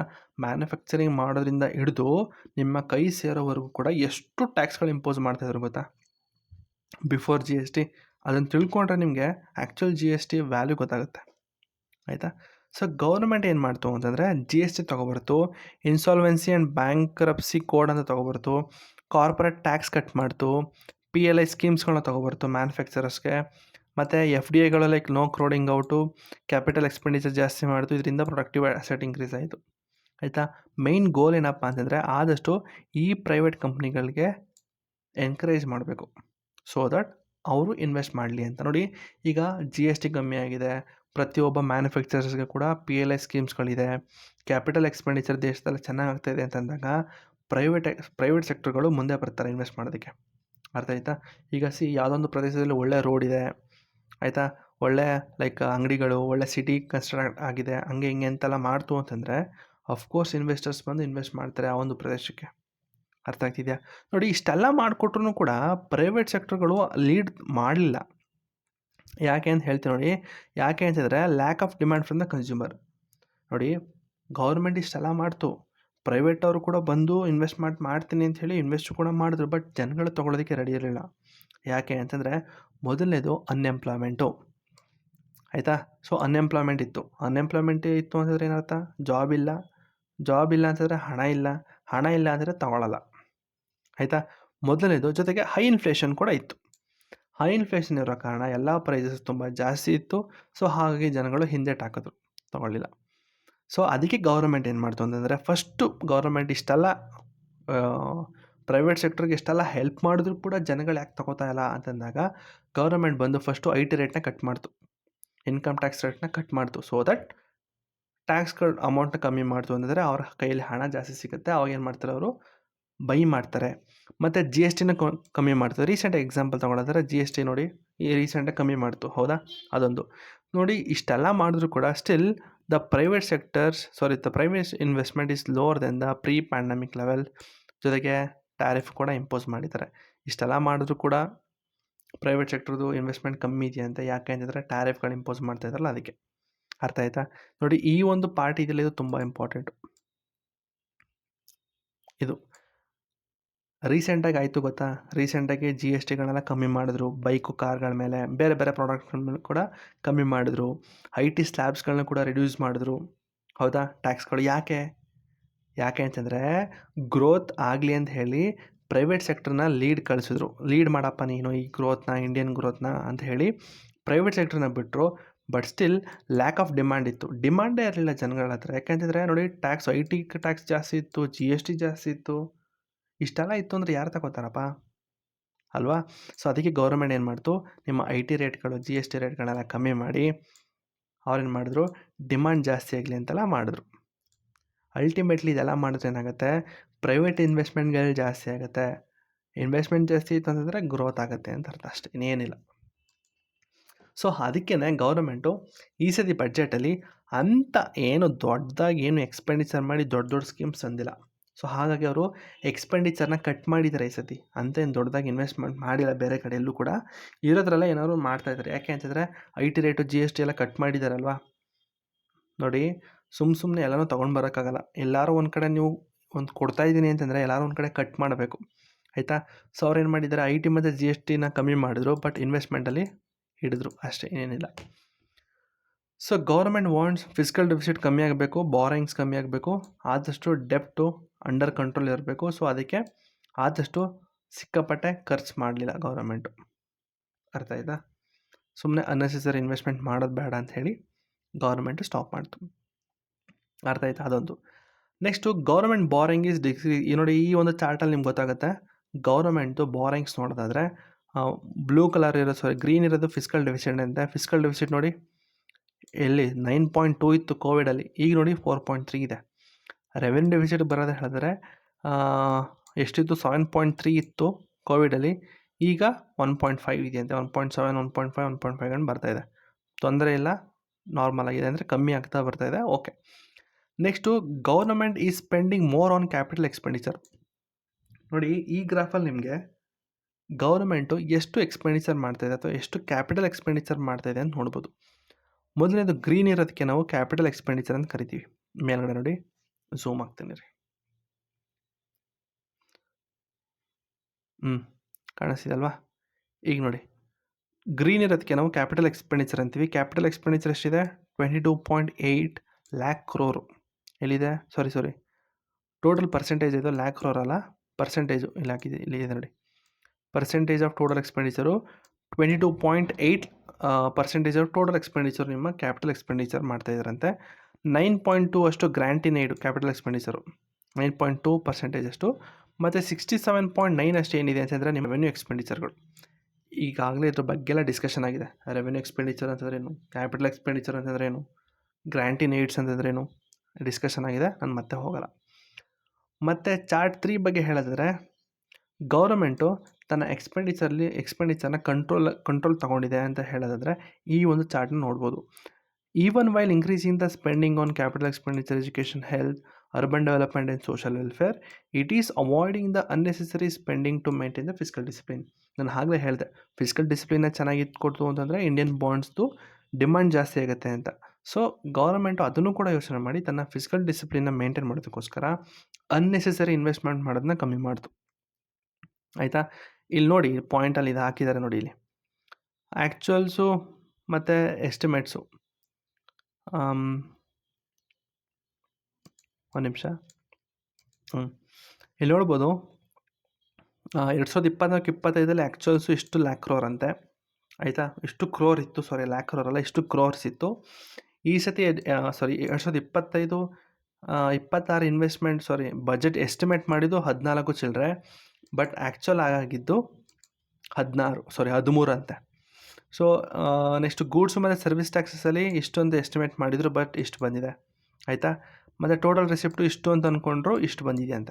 ಅಂದರೆ ಎಸ್ಟಿಮೇಟ್ ಮಾಡಿದ್ದು ಇಷ್ಟು ಬರುತ್ತೆ ಈ ಸತಿ ರೆಸಿಪ್ಟ್ ಹೇಳ್ತಾರೆ ಅದಲ್ಲಿ ನೋಡಿ, ರೆಸಿಪ್ಟ್ ಅಂತ ಇದೆಯಲ್ಲ, ಇಷ್ಟು ದುಡ್ಡು ಬರುತ್ತೆ ಅಂದ್ಕೊಂಡ್ರು, ಬಟ್ ಬಂದಿದ್ದಿಷ್ಟು. ಅರ್ಥ ಆಯ್ತಾ?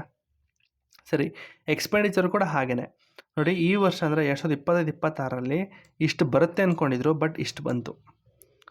ಎಜುಕೇಷನಲ್ಲಿ ಸಾರಿ ಇಷ್ಟು ಬರುತ್ತೆ ಅಂತಲ್ಲ, ಇಷ್ಟು ಎಕ್ಸ್ಪೆಂಡಿಚರ್ ಮಾಡ್ತೀನಿ ಅಂತ ಹೇಳಿದ್ದು. ಎಕ್ಸ್ಪೆಂಡಿಚರ್ ಅಲ್ಲ ಇದು ನೋಡಿ, ಎಕ್ಸ್ಪೆಂಡಿಚರು 11,21,09,0 ಕ್ರೋರಷ್ಟು ಇನ್ವೆಸ್ಟ್ ಮಾಡ್ತೀನಿ ಅಂತ ಹೇಳಿದ್ರು, ಬಟ್ ಆಗಿದೆ ಇಷ್ಟು.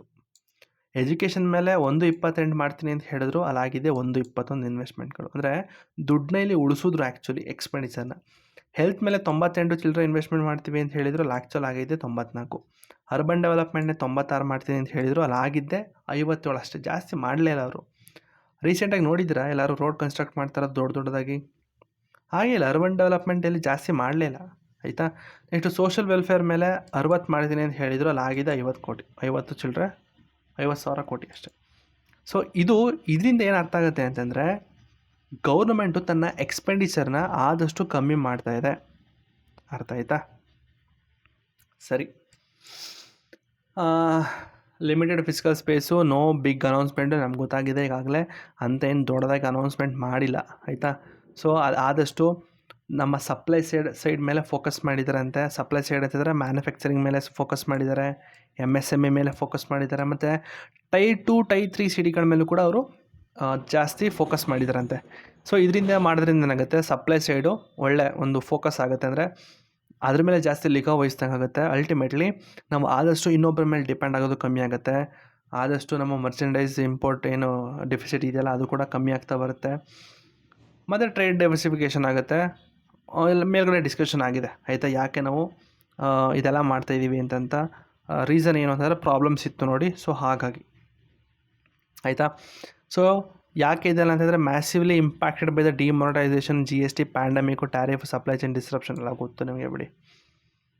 ನೋಡಿ ಇಲ್ಲೊಂದು ಪಾಯಿಂಟ್ ಹಾಕಿದೆ ನೋಡಿ, instead of increasing the consumption, the government wants to increase the production.